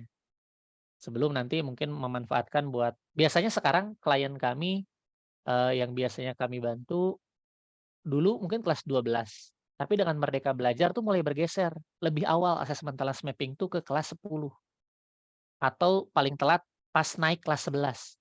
Sehingga perencanaan karir dan pendidikan mereka bisa lebih awal, gitu. Nah, ini menarik nih, bisa jadi kalau Bapak Ibu yang mau memanfaatkan TM itu bisa jadi pas ketika awal kelas 11 sehingga kelas 10-nya fokus eksplorasi pilihan karir dulu, dengan yang tadi sudah saya bahas ya. Mereka eksplorasi karir di mana dulu sehingga ketika mereka asesmen, sudah cukup kayak referensi, syukur-syukur mereka sudah aktif di ekstrakurikuler juga, nyoba berbagai hal. Jadi ketika nanti konsultasi perencanaan karir, jurusan, mereka sudah punya referensi kira-kira ketertarikannya di mana, gitu. Atau Kalau mau di awal di kelas 10 saja, biar nanti sekalian merencanakan ke depannya fokus ke mana, boleh juga. Tapi berarti kalau asesmen di awal, kita jangan langsung menyimpulkan, "Oh, kamu cocoknya karir ini, jurusan ini." Walaupun kelihatan dari potensinya ya. Tapi saran kami, kalau memang asesmennya di kelas 10, maka ya dampingilah siswa kita selama kelas 10, 11, dan 12 ini mengeksplorasi karir-karir yang kecenderungannya cocok dengan potensi mereka. Sehingga kesimpulan ketika nanti kelas 12 sudah lebih matang, lebih tajam. Peran-peran apa saja, kemudian jurusan apa yang akan saya pilih. Gitu. Nah, ya ini memperkenalkan sedikit lah ya, keluarga besar Talent Mapping. Nah, ini sebenarnya aplikasi bagaimana praktisi-praktisi talent mapping, kami menyebutnya atau Abah Rama Royani ya, penemu talent mapping, mengistilahkan kami santri talent mapping ini banyak yang praktek juga di dunia pendidikan. Dan memang lebih di ranah sekolah alternatif atau pendidikan non formal ya. Eee, jadi, ada yang, di sekolah alam kebanyakan, sekolah alam Tangerang, contohnya bagaimana anak-anak itu melihat untuk mereka mengeksplorasi potensi mereka, prinsipnya 3B, banyak beraktivitas, beragam aktivitasnya, dan bertemu banyak orang. Nah, sudah belum kita mendorong itu dalam siswa-siswa kita, si 3B ini. Itu yang membuat mereka tadi, "Oh, saya suka ini, nggak suka ini, saya enjoy ini, nggak enjoy ini. Saya merasa kuat energinya di sini, nggak energinya di sini." 3B ini sederhana sekali prinsipnya. Kalau yang mau panduan lebih, berbentuk tools gitu ya, ada namanya Padu 45, buatan Ibu Septipenny ya, founder-nya atau penggagas Institut Ibu Profesional, IIP. Sekarang basisnya di Salatiga bersama suami beliau, Pak Dodik. Nah, Padu 45 juga bisa digunakan untuk tools observasi potensi kekuatan. Atau, ya tadi saya cerita sedikit tentang AB Home ya di Bogor, konsepnya ini project based learning, karena pendirinya Budina Syarifah ini dulu project manager di pertambangan. Jadi metodenya benar-benar full based on project, gitu. Nah, memang kebanyakan sekolah non formal gitu ya, eee, sekolah alternatif lah gitu ya. Jadi Bapak Ibu yang di sekolah formal tentu punya tantangan tersendiri, bisa mengadopsi prinsip-prinsipnya. Tapi saran saya ya tantangan Bapak Ibu justru bagaimana pengenalan bakat dan potensi anak-anaknya bisa juga punya ruang pada pendidikan formal dengan segala tuntutannya, gitu. Nah, yang juga biasa kami lakukan, terutama dalam membantu sekolah di Pathfinder Consulting adalah, perencanaan karir. Nah, kami saat ini bekerja sama dengan konsultan pendidikan, Kaulan Karima, untuk membantu Bapak Ibu guru di sini. Kalau nanti ada yang, sekolah-sekolahnya mau membuat program, pengenalan potensi dengan talent mapping gitu ya. Nanti lebih lanjut dijelaskan oleh Mas Gagah ya, dan kontaknya juga ke tim Kaulan Karima nanti. Nah, menariknya mengenal diri anak-anak kita itu nggak sekedar buat perencanaan karir yang jauh-jauh. Nah, nanti ini dibahasnya oleh Mas Gagah kali ya. Dari saat ini, untuk milih metode belajar, untuk menyusun rencana kurikulum, pendidikan, metode belajar yang cocok, bahkan pengembangan diri secara umum, membangun kepercayaan diri, pengenalan diri ini jadi penting. "Kok saya tuh kenapa ya kayaknya introvert banget, nggak ada dorongan banget ketemu orang." Ternyata mengenali komposisi bakat dia membuat dia tahu apa yang bisa dia bawa dalam bersosialisasi, apa yang bisa membuat dia percaya diri karena dia lebih menyadari potensi dirinya, gitu ya. Jadi poin ini juga bisa langsung bermanfaat saat itu juga buat anak-anak, gitu ya, buat siswa kita.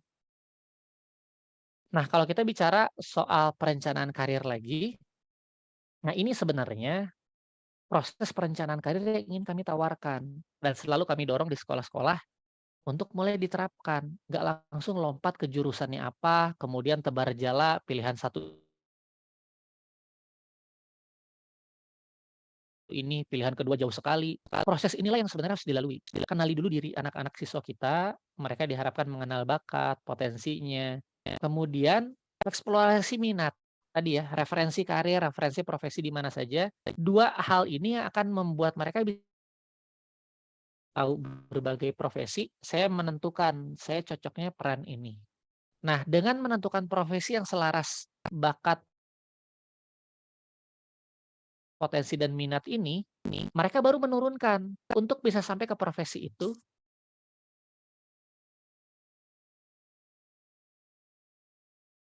saya belajar knowledge dan skill-nya karena brand kampusnya, karena jurusannya, tapi karena itu yang akan mengantarkan pada karir yang dituju, gitu. Nah, eee, barulah pilih jurusannya apa.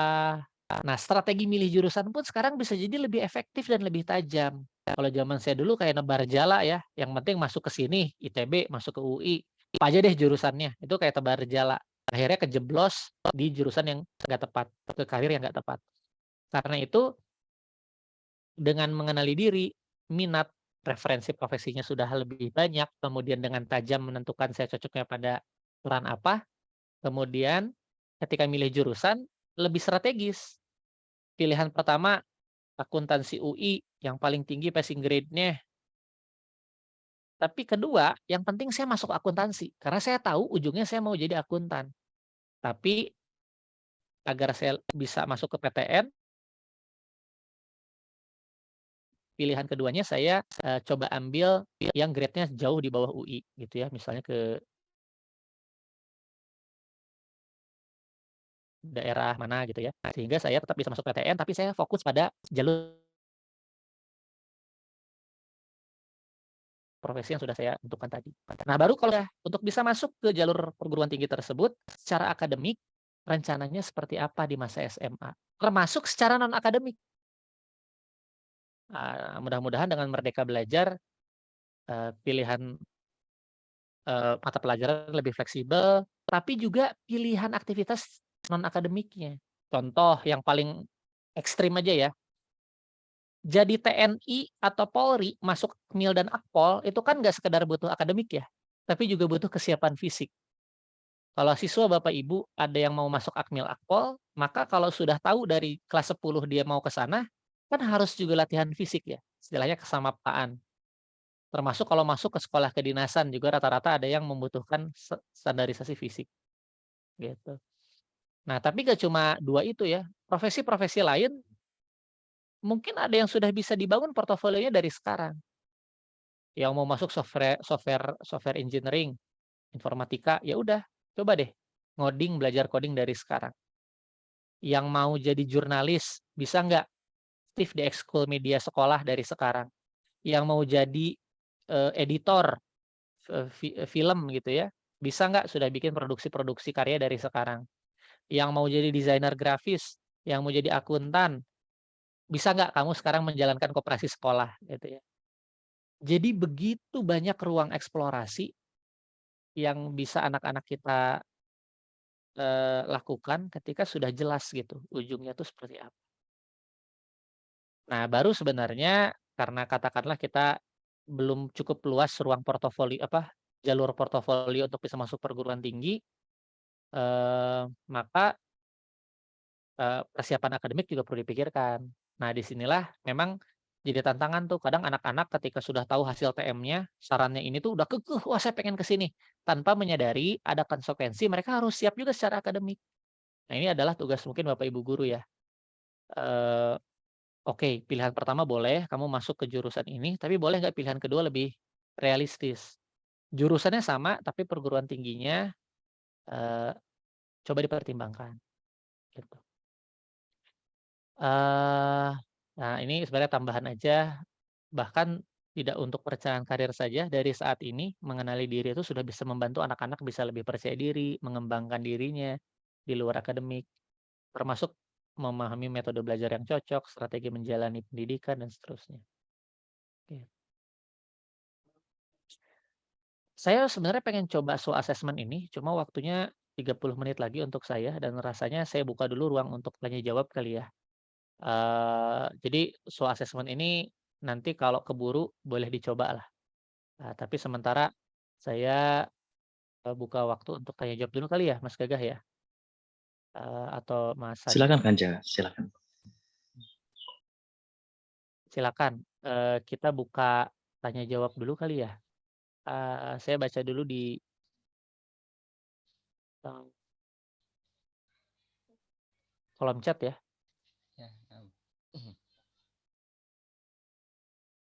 Wah, dahsyat nih. Ini ibu ya, Bu Endang Ratnasari, kuliah sampai 3 kali S1. Wah, pertanyaannya mana yang paling enjoy, Bu? Gitu ya. Silakan dieksplorasi gitu. Syukur-syukur kalau mau TM dulu ya. Tapi beda loh ketika kita jadi guru SMA dengan guru SD, biasanya dorongan bakatnya itu berbeda. Wajar mungkin nanti kalau Ibu Endang ikut asesmen TM ya, mungkin kelihatan bakat-bakat yang membuat lebih menikmati ketemu anak-anak SD, dibanding ketemu anak-anak remaja itu yang lebih dewasa, gitu. Nah, jadi menarik, saya sendiri di karir saya di dunia SDM, mengenali diri membuat saya tuh lebih spesifik memilih peran, gitu. Saya di dunia SDM menghindari urusan administrasi, karena tahu diri saya secara bakat-bakat saya secara alami, saya tuh nggak terlalu enjoy urusan administrasi. Makanya saya lebih ke pengembangan orang, bikin konsep program pengembangan, konsep training, ngajar dan seterusnya. Konsep pengembangan organisasi. Pokoknya yang butuh ruang kreasi saya lebih senang. Yang lebih banyak berkomunikasi saya lebih senang. Nah, makanya saya pun spesifik memilih karir HR-nya gitu. Nah, sama sih, di dunia pendidikan pun kita tahu spektrum dunia pendidikan tuh luas. Kita tuh mau ngambil peran apa. Bapak Ibu yang lebih senang kalau ngajar tuh kenal sama yang diajar, mungkin lebih senang peran wali kelas atau bahkan guru BK gitu. Buat Bapak Ibu yang lebih senang dengan subjek mata pelajarannya, lebih senang ngulik soal, lebih senang bikin kurikulum, sadari mungkin ngajarnya nggak begitu enjoy, bisa jadi ya. Nah, gimana tuh strateginya? Nah, jadi itu terkait dengan pengenalan diri dan banyak sekolah-sekolah yang kami bantu, asesmennya tuh dimulai dari gurunya dulu. Masa kita mau bikin sekolah berbasis bakat, anak-anaknya sesuai dengan bakatnya, guru-gurunya enggak, gitu. Makanya, eee, kami juga menyarankan sebenarnya, karena kan sekolah tuh organisasi juga, kita berharap di organisasi ini semua produktif, kinerjanya unggul. Bisa ideal sekali kalau mulai asesmen TM-nya tuh belajar TM-nya dari gurunya dulu, sekaligus belajar TM buat siswanya, gitu ya. Dan banyak klien-klien, kami yang kita bantu sekolahnya juga mulai dari asesmen guru dan manajemen sekolahnya dulu. Berikutnya dari ini Bu Meta ya.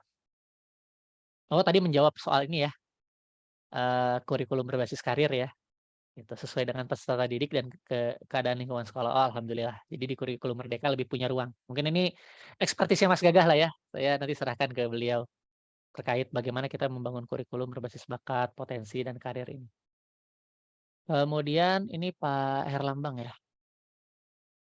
apakah TM ini bisa untuk anak SMP ataupun anak-anak dengan kebutuhan khusus? Baik, karena mengisi asesmen ini kita harus menilai diri sendiri, memang kita menyarankan untuk mereka yang sudah cukup kaya pengalaman dan sudah cukup dewasa untuk menilai dirinya sendiri, agar tidak ada bias. Karena itu ya tadi, secara umum usia 15 atau 14 tahun ke atas lah, usia kelas 9. Dan memang secara konteks relevan karena mereka butuh untuk merencanakan, masuk SMA, SMK, SMK jurusan apa, masuk MA dan seterusnya.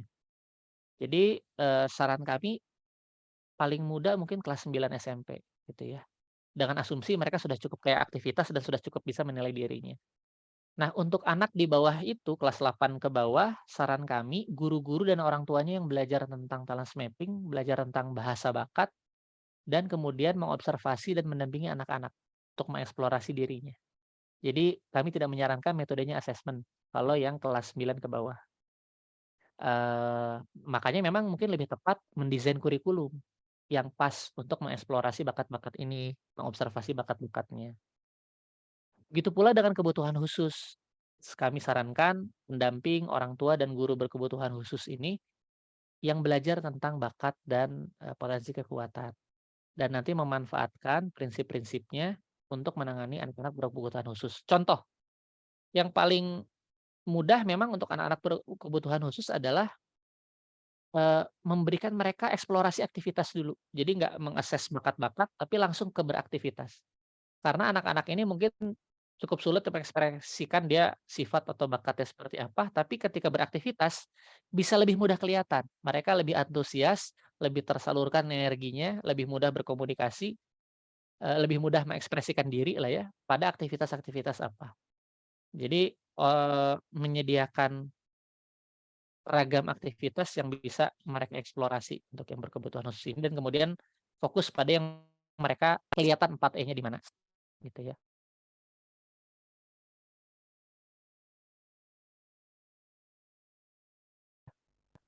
Nah, itu ya, jadi Bu Endang Ratnasari ini ya, mengkonfirmasi ada rasa gitu dalam dirinya bahwa, senang dunia anak-anak gitu.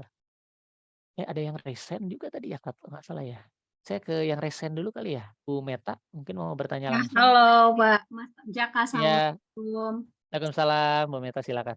Punten ya resen karena ada beberapa poin yang saya harus sampaikan secara langsung, kalau via Ya, chat kepanjangan. Oke, ya, gini Mas, silakan. kan gini, saya sebagai guru SD negeri ya, Ya, terus melihat fenomena langsung di masyarakat itu, untuk mereka itu tidak terlalu aware dengan yang namanya bakat. Mereka ya, biasanya sekolah, kerja, untuk nilai kerja. akademik gitu ya. Dan ujung-ujungnya yang saya lihat ini punten banyak sekali di masyarakat kita. Untuk yang begini tuh mungkin hanya 5% di semua bidang pendidikan dan kebanyakan mereka orang-orang yang mampu. Saya bekerja di instansi pemerintah yang kebanyakan orang-orangnya tidak mampu. Dan itu banyak sekali Mas, mereka yang akhirnya tersesat, nggak tahu mau jadi apa, cuman kerja di Indomaret dan akhirnya jadi Grab. Terpanggil dong, saya mesti bagaimana merubah keadaan ini walaupun saya sendiri doang yang kira-kira aware sama masalah ini gitu loh. Dan akhirnya kan ada nih kurikulum merdeka. Nah, kurikulum merdeka itu harus menemukan bakat dan minat si anak ini bakalannya bibitnya mau jadi apa. Ya kan? Nah, ujung-ujungnya ke talent mapping yang ini. Nah, gini loh Mas, yang saya perhatikan bahwa bakat itu kan tadi adalah sifat atau karakter dari seseorang ya, yang Ya, menentukan nanti dia profesinya itu mau kemana. ya, potensinya pada aktivitas apa, betul. Nah, ini saya udah coba sendiri, akhirnya saya talent mapping sendiri. Alhamdulillah. Karena pengen tahu, maksudnya bener nggak sih, itu tuh benar bisa gitu loh, untuk mengklasifikasikan bakat kita. Nah, akhirnya ada nih sifat-sifat saya yang 7 unggul. Ya, apa aja tuh, Bu? Strategic, ideation, focus, responsibility, comment, communication, winning order offer. Oke. And Itu then, urutan 1 sampai 7-nya ya? terus di bawahnya ada deficit approach ya. Yang defisit kayaknya nggak usah diiniin ya. Ya, fokus talent mapping adalah pada kekuatan. And then di sini kan ada tulisan headman, surfacing, reasoning, networking, generating idea. Itu dilihat di mana ya Mas ya? Oke. Nah, ini kayaknya saya harus sebenarnya setelah ini ada penjelasan terkait itu. Oh ya Saya udah lanjut ke kok. sana nanti ya. Eh, Ya. nah Jadi udah. memang Bu Meta idealnya ketika asesmen itu dilanjutkan dengan konsultasi pembahasan hasil asesmen. Jadi Bu Meta nanti bisa dijelaskan dengan detail, biasanya dalam 1 jam ya, dengan praktisi TM, ini Mas Gagah juga praktisi TM, menjelaskan urutan bakatnya seperti apa, kemudian dari urutan bakat itu potensi kekuatannya, yang tadi disebut ya, ranah potensi kekuatan itu yang sering cluster map tuh, yang ini nih, entar saya lompat dulu, yang mana ya, yang nah ini ya, gitu. Nah ini tuh ranah yang potensi kekuatan. Nah ini memang dilihat dari komposisi bakat kita. Gitu. Nah ini, memang enaknya dibahas pada saat sesi individual konsultasi, gitu. Tapi nanti coba saya jelaskan ya, report talent mapping itu ada seperti apa. Silakan Bu Meta, ada yang mau dilanjutkan? Terus ini, kan akhirnya kalau modelan kayak gini, saya nggak akan bisa Mhm. nemuin bakat dan minatnya orang, apalagi orang dengan ekonomi rendah boro-boro mau kayak Ya, beginian gitu loh. ya, Tapi juga kalau misalkan saya nggak solutif, ini masa depan masyarakat Indonesia mesti bagaimana? Kalau saya nggak pionir duluan untuk nyontohin ke teman-teman saya nanti caranya bagaimana, saya nanti tanggung jawab di akhiratnya bagaimana gitu loh Mas. ya, Maksudnya ini masalah berkenaan dengan kebutuhan masyarakat dan cuman mereka nggak tahu mesti bagaimana gitu loh. Nah, pertanyaan saya adalah ke Mas Jaka ya, ini mhm, saya harus apa yang saya harus lakukan terlebih dahulu, tapi juga minim biaya ya Mas ya, Jaka ya, minim biaya dan kemudian ibaratnya gini bisa terlihat gitu loh, nih anak kira-kira mau kemana dan mau jadi apa di usia SD. Kalau nggak salah, terakhir saya kemarin ikut Zoom juga di sini, itu ternyata anak itu sudah kelihatan potensinya di umur 10 tahun gitu loh. 10 tahun itu sebenarnya nih anak udah kelihatan dia bakat-bakatnya kira-kira mau jadi apa gitu loh. Nah, jadi saya perlu langkah strategik lah kira-kira yang bisa saya terapkan di mana sesuai dengan informasi yang Mas Jaka punya gitu lah, yang bisa diterapkan oleh guru-guru yang lain juga tanpa minim biaya ya. Itu aja. Baik. Terima kasih ya Mas. Terima kasih Bu Meta. Nah, jadi saya kembali lagi ke sini. Sebenarnya sudah ada beberapa alternatif yang bisa digunakan. Nah, cuma tadi catatannya ini tuh anak SD ya. Saran kami jangan terlalu cepat menyimpulkan soal anak SD ini bakat atau potensinya apa. Karena dia masih punya cukup banyak waktu untuk banyak beraktivitas dan menemukan akhirnya kecenderungannya di mana. Salah satu yang paling mudah dan sudah umum dilakukan di praktisi talent mapping adalah memanfaatkan ini nih, SAPTA wilayah aktivitas atau SWA assessment. Jadi kan kalau 34 bakat, 114 aktivitas, mungkin terlalu banyak lah kalau kita mau observasi sendiri satu persatu. Satu, saya kasih yang langsung bisa diturunkan dalam bentuk kurikulum di mana anak-anak tuh dikasih aktivitas sesuai dengan 7 wilayah aktivitas. Jadi yang pertama adalah gunakan framework SWOT assessment nih Bu Meta. SWOT assessment ini kita coba aja kali ya. Coba aja deh. Bapak Ibu boleh keluarin kertas nggak ya? Keluarin kertas atau boleh di handphonenya atau di laptopnya. Kemudian Bapak Ibu mencatat sesuai dengan instruksi yang saya sampaikan. Ini langsung saya praktekkan ya Bu Meta. Ini metodenya memang interview, lebih untuk menggali buat orang secara cepat tahu kecenderungannya pada aktivitas seperti apa. Nah, tapi ini bisa dimodifikasi, tentu nggak langsung dengan interview yang straight to the point buat anak-anak, tapi kalau buat anak kelas 5 dan 6 mungkin bisa dicoba. Tapi saran saya, framework 7 wilayah aktivitas ini diturunkan ke program belajar. Jadi misalnya gini, dari 7 wilayah aktivitas ini ada program-program untuk mengeksplorasi satu wilayah aktivitas dan melihat mana anak-anak yang stand out di situ. Kemudian nanti ada wilayah aktivitas kedua dengan berbagai programnya. Nanti kita lihat mana banyak anak-anak yang sebenarnya enjoy-nya di sana, gitu ya. Nah, kita praktekkan dulu dengan metode interview bagaimana mengidentifikasi 7 wilayah aktivitas untuk melihat kecenderungan kita tuh pada peran dan wilayah aktivitas mana. Sudah siap kertas atau ininya, alat tulisnya untuk mencatat? Sudah ya? Oke, kita mulai. Ini untuk Bapak Ibu sendiri ya. Jadi ini konteksnya bukan untuk siswa dulu. Sebentar.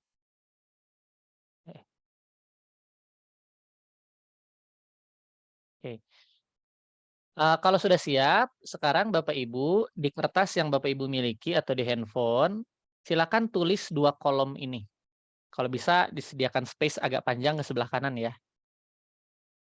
Kolom yang pertama, baris yang pertama, dan baris yang kedua, dari 100% pilihan yang mungkin ada, jadi teman-teman punya 100% nih ya untuk memilih, kuota 100% untuk memilih atau mengalokasikan. Dari 2 wilayah aktivitas ini, mana yang atau seperti apa alokasi kecenderungan Bapak Ibu senang beraktivitas? Apakah Bapak Ibu lebih senang beraktivitas yang berinteraksi dengan orang, atau lebih senang beraktivitas yang tidak berinteraksi dengan orang atau aktivitas yang sifatnya individual? Kalau saya 70-30. Saya lebih senang 70% berinteraksi dengan orang, 30% tidak berinteraksi. Nah, silakan Bapak Ibu tuliskan dulu masing-masing dari alokasi 100%, pembagiannya seperti apa kecenderungan Bapak Ibu di 2 pilihan aktivitas ini. Boleh nggak 90-10 atau 100-0? Boleh, kalau memang merasa kecenderungannya seperti itu. Ini nggak ada benar salah, nggak ada baik buruk, nggak usah dikaitkan dengan peran Bapak Ibu sebagai guru. Yang Bapak Ibu rasakan aja. Dari 100% saya lebih senang, kayaknya saya lebih senang aktivitasnya individual deh. Kalau ketemu orang tuh suka terkuras energinya, cepet lelah. Ada yang kebalikan dari saya, 30 berinteraksi, 70 aktivitas individual, silakan. Sudah? Lanjut ya.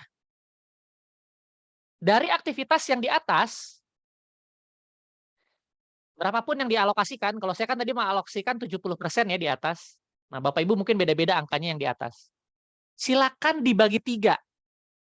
Dari aktivitas berinteraksi dengan orang lain, berapa persen kecenderungan Bapak Ibu senang berinteraksinya tuh sejajar? Berkomunikasi, menjalin hubungan, mengajar, mengembangkan orang lain, itu berinteraksi sejajar. Jadi posisinya nggak di atas orang lain, nggak di bawah orang lain.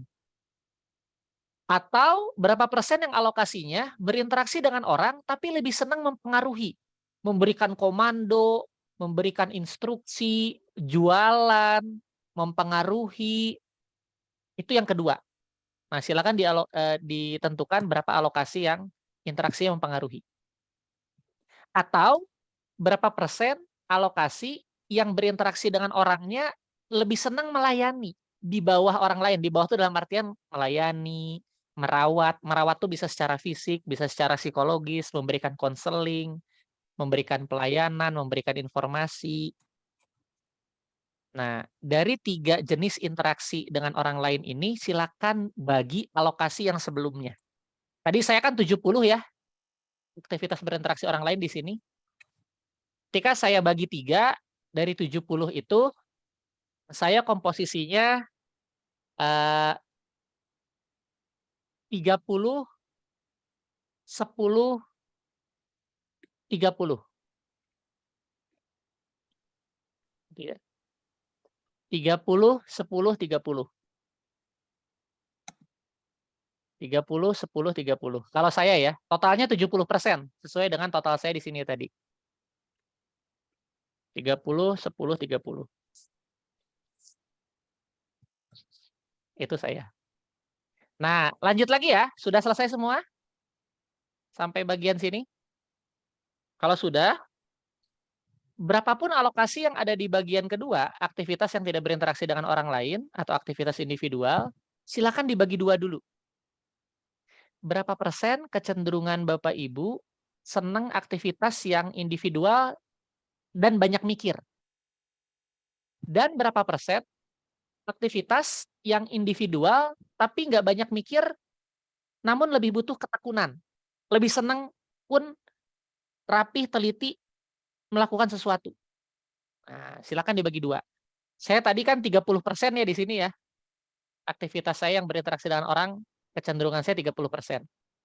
Kalau saya bagi 2, saya pembagiannya di antara 2 ini 30% dan 0. Itu saya ya. Saya lebih senang mikir aktivitas individualnya dan sangat tidak punya kecenderungan yang lebih butuh ketekunan, yang lebih senang mengeksekusi sesuatu. Merapihkan, teliti, itu area yang terkait ketekunan ya, yang nggak banyak mikir tapi lebih butuh tekun. Sudah? Kalau sudah saya lanjut. Sesuai dengan alokasi di aktivitas yang banyak mikir, silakan dibagi 2 lagi. Berapa persen yang mikirnya otak kanan, berapa persen yang mikirnya otak kiri.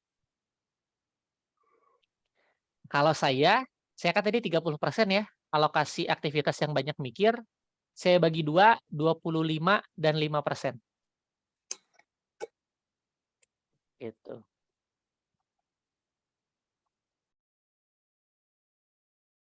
Sedangkan aktivitas yang di bawah, kalau Bapak Ibu ada alokasi, kalau saya kan tadi 0 di sini ya. Kalau Bapak Ibu yang punya alokasi di sini, silakan dibagi 2 lagi. Terkait aktivitas yang nggak banyak ketemu orang dan nggak banyak mikir, tapi lebih butuh ketekunan, lebih senang aktivitas di dalam ruangan atau di luar ruangan? Silakan ditentukan alokasinya. Misalnya Bapak Ibu ada 30% di sini, silakan. Berapa persen dari 30% ini yang di dalam ruangan aktivitas yang Bapak Ibu senangi, berapa yang di luar ruangan? Sudah? Jadi total cuma 5 pertanyaan ya. Saya ulangi lagi tadi. Dari 100% senang berinteraksi dengan orang atau nggak berinteraksi, individual aktivitasnya.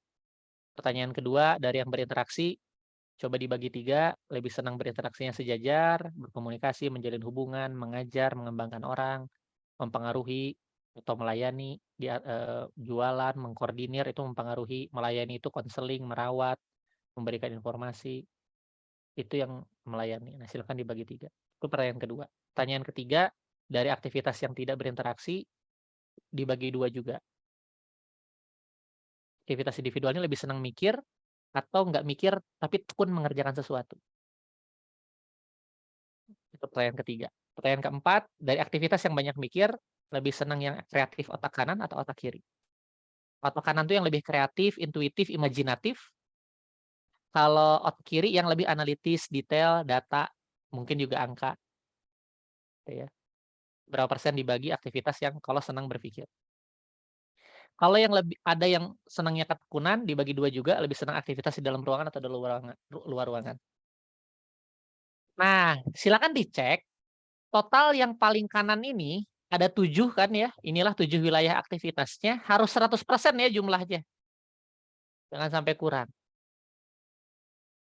Sudah? Kalau sudah, mungkin Bu Meta dulu kali ya. Bu Meta boleh nggak cerita 3 yang paling dominan area mana? Yang paling besar skornya? Yang di atas yang beraktivitas berinteraksi dengan orang lain ya? Dari total 7 ini, langsung dipilih 3. Oh, yang paling besar. 3 yang paling besar dari 7 ini. Yang paling besar itu yang berinteraksi mempengaruhi di atas. Itu 1. Yang kedua apa? Berpikir otak kanan. Berpikir otak kanan. Sama aktivitas di dalam ruangan. Baik. Total 100% ya dari 7 ini ya? Iya, betul. Baik. Nah, menarik tuh Bu Meta. Berarti Bu Meta sebenarnya sebagai seorang pendidik dan guru, punya kecenderungan mungkin mempengaruhi gaya mengajar, mempengaruhi juga kecenderungan aktivitasnya, lebih senang mempengaruhi di atas. Bu Meta kalau dapat tugas-tugas mengkoordinir guru-guru lain mungkin senang. Oh, dapat banget. tugas, dapat peran jadi ketua panitia apa senang banget mungkin. Iya, Itu iya. karena nah itu cuma kelihatan dari sini aja Bu. Gitu. Padahal kita belum pernah interaksi, ngobrol, saya belum melihat hasilnya Ibu, TM-nya Ibu secara lengkap. Yang kedua, Ibu juga senang aktivitas-aktivitas di mana Ibu bisa berkreasi, nyusun rencana, nyusun ide, Iya. punya kreasi apa, karena kecenderungan otak kanannya tadi kedua. Iya. Nah, Ibu senang mempengaruhi, senang berpikir otak kanan. Wajar, Ibu senang banget kalau jadi ketua panitia apa-apa, karena itu mempengaruhi dan merencanakan. Senang Ibu peran-peran memimpin yang memberikan ruang mempengaruhi dan merencanakan. Ditambah kayaknya ya kalau cenderung yang ketiganya di luar ruangan ya, Bu? Atau di dalam ruangan? Di dalam ruangan aku lebih suka. Kalau di luar nggak terlalu suka crowded. Baik. Ya. Nah, kalau di dalam ruangan biasanya terkait dengan peran-peran yang butuh ketekunan itu administratif. Orangnya rapi, teratur, senang mengelola hal-hal yang butuh ketekunan tapi di dalam ruangan konteksnya. Gitu. Nah, berarti Ibu kalau jadi ketua panitia outbound atau camping mungkin nggak segitunya ya, Bu? Enggak. Dan ada sisi, nah itu karena yang di luar ruangannya relatif lebih lemah. Iya, betul. Gitu. Betul banget ini. Terasa ya, Bu? Dari 7, ini cepet loh, Bu. Nggak sampai 5 menit. Dari 7 wilayah aktivitas itu kita bisa melihat kecenderungan orang ini, anak ini seperti apa. Nah, cuma hati-hatinya kalau ini SD harus dibahasakan ulang. Atau saran saya lebih baik lagi, kalau untuk SD dibikin aktivitasnya, Bu. Iya, jadi jadi sebuah aktivitas. Jadi kita tahu ini anak arahnya kemana nih ya? Betul. Gitu, Bu. Jadi 7 wilayah ini tuh, Bu, sebenarnya sama persis dengan yang di sini, Bu. Sama persis dengan yang di sini nih. Oh iya. Sama persis dengan yang di sini. NHS ini nih. Iya. Berinteraksi sejajar tuh networking. Berinteraksi mempengaruhi itu headman. Berinteraksi melayani itu servicing. Berpikir otak kiri itu T dan R, thinking dan reasoning. Berpikir otak kanan tuh generating ideas. Aktivitas yang tekun di dalam ruangan elementary, aktivitas yang tekun di luar ruangan technical. Oh, canggih nih ya tesnya. Canggih, Bu. Jadi harusnya kalau tadi Ibu bicara tadi kecenderungannya mempengaruhi headman, kemudian senang berpikir kreatif, generating ideas, kemudian senang ketekunan di dalam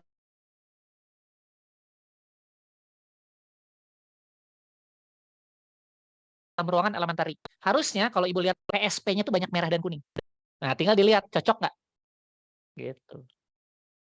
Jadi metode ini, SWA assessment tadi itu adalah metode yang sangat sederhana dan menurut saya buat Bapak Ibu guru SD, memang 7 wilayah aktivitas ini sangat bisa menyederhanakan. Sebelum bicara 34 bakat, bicara aktivitas yang banyak, fokus deh ke 7 wilayah aktivitas ini. Mas Akan Jaka, sangat ini jadi mempermudah. malah bisa nanti anak ini ketahuan loh nanti potensinya kira-kira bakal jadi apa dengan cara SWA doang. Betul, Ya, jadi betul, bisa lihat ini anak betul. nanti arahnya kemana. Betul, nanti ketika mereka sudah benar-benar kayak aktivitas di SMP, sudah punya sumber dayanya, mungkin sekolahnya juga bisa memberikan, ya asesmennya nantilah kelas 9 atau pada saat SMA. Sekarang ini dulu aja, eksplorasi di 7 wilayah aktivitas. Dan Bapak Ibu bisa merancang aktivitas-aktivitas pembelajaran sesuai dengan 7 wilayah ini kan, Bu? Oh Atau bisa, ketika bisa. betul, atau ketika bikin metode belajar, pikirin, bisa nggak ya metode belajar saya memberikan ruang buat anak yang potensinya berbeda-beda.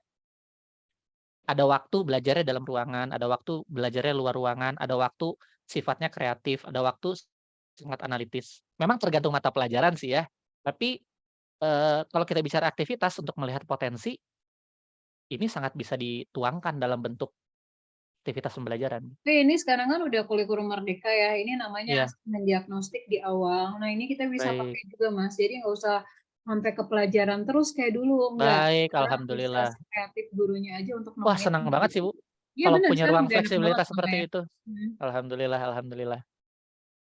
Mudah-mudahan membantu ya, Bu Meta, tanpa berbiaya, tanpa harus, pusing dulu soal, apa ya, sumber daya gitu ya. Yang Banget penting Mas, kita dan mulai dulu. insya Allah ini akan saya terapkan terlebih dahulu. Nanti kalau misalkan it works, saya akan langsung bagikan ilmunya dan kemudian mungkin Baik. ini jadi jariah juga untuk kita ya. Amin. Amin, amin. Satu lagi, saya nggak tahu masih ada waktu nih ya. Bapak Ibu, saran saya sih nyoba dulu sendiri. Nah, ini di temubakat.com, ini free. Saya nggak tahu apakah, perlu nyoba sih, cuma sebenarnya ada kecenderungan mungkin anak-anak kelas SD belum benar-benar memahami.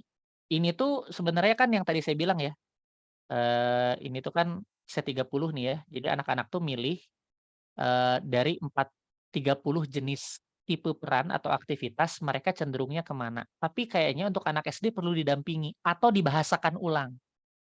Tadi saya cerita, Pandu 45-nya Bu Septipenny, itu tuh membuat portofolio untuk melihat anak 4E-nya di mana, dilihat dari 30 ini sebenarnya.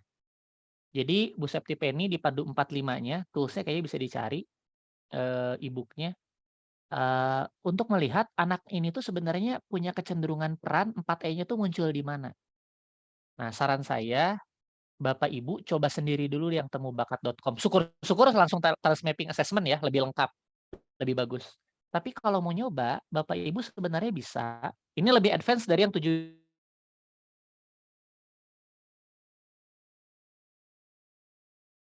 wilayah aktivitas tadi ya. Ini kan sama ya, 7 wilayah kiri, elementary dan teknikal. Nah, kalau Ibu, Bapak mau merencanakan aktivitas yang lebih spesifik lagi, bisa dipecah nih. Di area headman ternyata ada tipe kekuatan arranger, commander, mediator, seller, selektor. Dan aktivitasnya bisa lebih unik lagi. Anak ini headman-nya tuh tipe seperti apa. Dan karena itu, dia lebih senang resolusi konflik kah, senang jualan kah, senang mengorganisasi pekerjaan kah, lebih senang nyuruh-nyuruh temennya kah, lebih senang merekrut dan milih orang kah. Kalau terkait servicing, dia lebih senang melayani atau merawat orang. Nah, jadi ini level selanjutnya ya Bu Meta, mulailah dari yang 7 wilayah aktivitas tadi dulu, yang ini. Tapi kalau mau lebih detail lagi, mengeksplor setiap wilayah aktivitas, boleh lihat 30 strength typology ini. Nah, untuk belajarnya, saran saya Bapak Ibu boleh coba temubakat.com dan coba sendiri dulu. Nanti dapat report PDF, ada C30-nya itu apa saja. Syukur-syukur seperti Bu Meta, Bapak Ibu mau berinvestasi untuk talent mapping-nya. Buat saya sih pasti insya Allah bermanfaat buat pengembangan diri pribadi dulu. Tadi Bu Meta aja dari 7 wilayah aktivitasnya tahu, oh pantesan ya saya senang jadi ketua. Gitu. Kenapa ya saya senang dapat tugas-tugas ngordinir dan merencanakan gitu. Punten Mas Gagah, kalau saya jadi panjang karena kayaknya waktu saya sudah habis. Mungkin masih ada pertanyaan yang belum sempat kejawab ya. Ya nanti materinya saya share lewat Mas Gagah dan tim Kolan Karima ya. Gitu. Tanya yang lain gimana nih, Mas Gagah? Mungkin nanti sedikit bantu-bantu untuk jawab, Ustaz. Ya, siap. Jadi Mas Gagah ini juga praktisi talas mapping ya, yang sudah belajar tentang bakat, potensi, kekuatan. Jadi nanti mungkin bisa terjawab juga di materi Mas Gagah ya. Gitu. Insya Allah Kang Jaka. Baik, Bapak Ibu, sementara saya cukupkan dulu materi saya. Mohon maaf nih kalau saya nggak berhenti-berhenti ngomongnya dari tadi. Inilah ranah kekuatan saya. Semakin ngomong semakin mengalir gitu ya energinya. Saya cukupkan dulu, saya kembalikan kepada Mas Sani dan Mas Gagah. Terima kasih atas waktunya. Nanti mungkin di sesi kedua saya izin off cam dan mungkin mendengarkan di background. Nanti kalau memang dibutuhkan mungkin bisa jawab-jawab pertanyaan. Tapi mudah-mudahan bisa dibantu Mas Gagah. Saya akhiri. Assalamualaikum warahmatullahi wabarakatuh. Waalaikumsalam warahmatullahi wabarakatuh. Masya Allah, terima kasih sekali kepada Kang Jaka. Terima kasih yang sebesar-besarnya telah memberikan materi yang sangat berharga ya, Masya Allah, tentang perencanaan karir dan pendidikan berbasis bakat dan potensi kekuatan. Nah, Masya Allah, pengetahuan dan wawasan yang telah Kang Jaka bagikan tadi kepada kita semua ini banyak memberikan inspirasi, dan pemahaman yang penting mengenai pentingnya mengembangkan karir dan pendidikan berdasarkan bakat dan potensi kekuatan. Masya Allah. Terima kasih juga kepada Bapak Ibu sekalian tadi yang sudah berkontribusi dalam sesi pertama kali ini dengan cara bertanya. Dan terima kasih juga kepada Kang Jaka sekali lagi yang sudah dengan gamblang menjawab dan menjelaskan terkait pertanyaan yang diajukan. Bahkan tadi sempat praktek ya, Masya Allah. Semoga Allah Subhanahu wa Ta'ala senantiasa memberkahi Kang Jaka dan keluarga dengan kebaikan dan kesuksesan di dunia dan di akhirat. Terima kasih atas kontribusi Bapak Ibu sekalian yang luar biasa dalam acara webinar online kami hari ini pada sesi pertama ini. Nah, dengan demikian kami akan melanjutkan acara dengan sesi berikutnya yang insya Allah nanti akan dibawakan oleh pemateri selanjutnya yaitu Mas Gagah. Kami harap Ibu Bapak sekalian masih tetap antusias ya dan haus akan ilmu dan terbuka untuk menerima informasi dan wawasan baru yang akan kami hadirkan insya Allah. Nah, terima kasih sekali lagi. Banyak terima kasih nih kepada Kang Jaka. Alhamdulillah dengan ini sesi pertama telah usai. Insya Allah ada jeda 10 menit. Sebelum kita lanjut pada sesi berikutnya bersama Mas Gagah, silakan kepada Bapak Ibu sekalian untuk memanfaatkan waktu istirahat, boleh dengan rebahan dulu atau menyantap sarapan, mungkin yang belum sarapan, jalan-jalan, belanja, shopping, dipersilahkan. Asal 10 menit. Ya. Selamat beristirahat 10 menit. Nanti insya Allah akan disambung langsung kepada materi kedua bersama Mas Gagah insya Allah.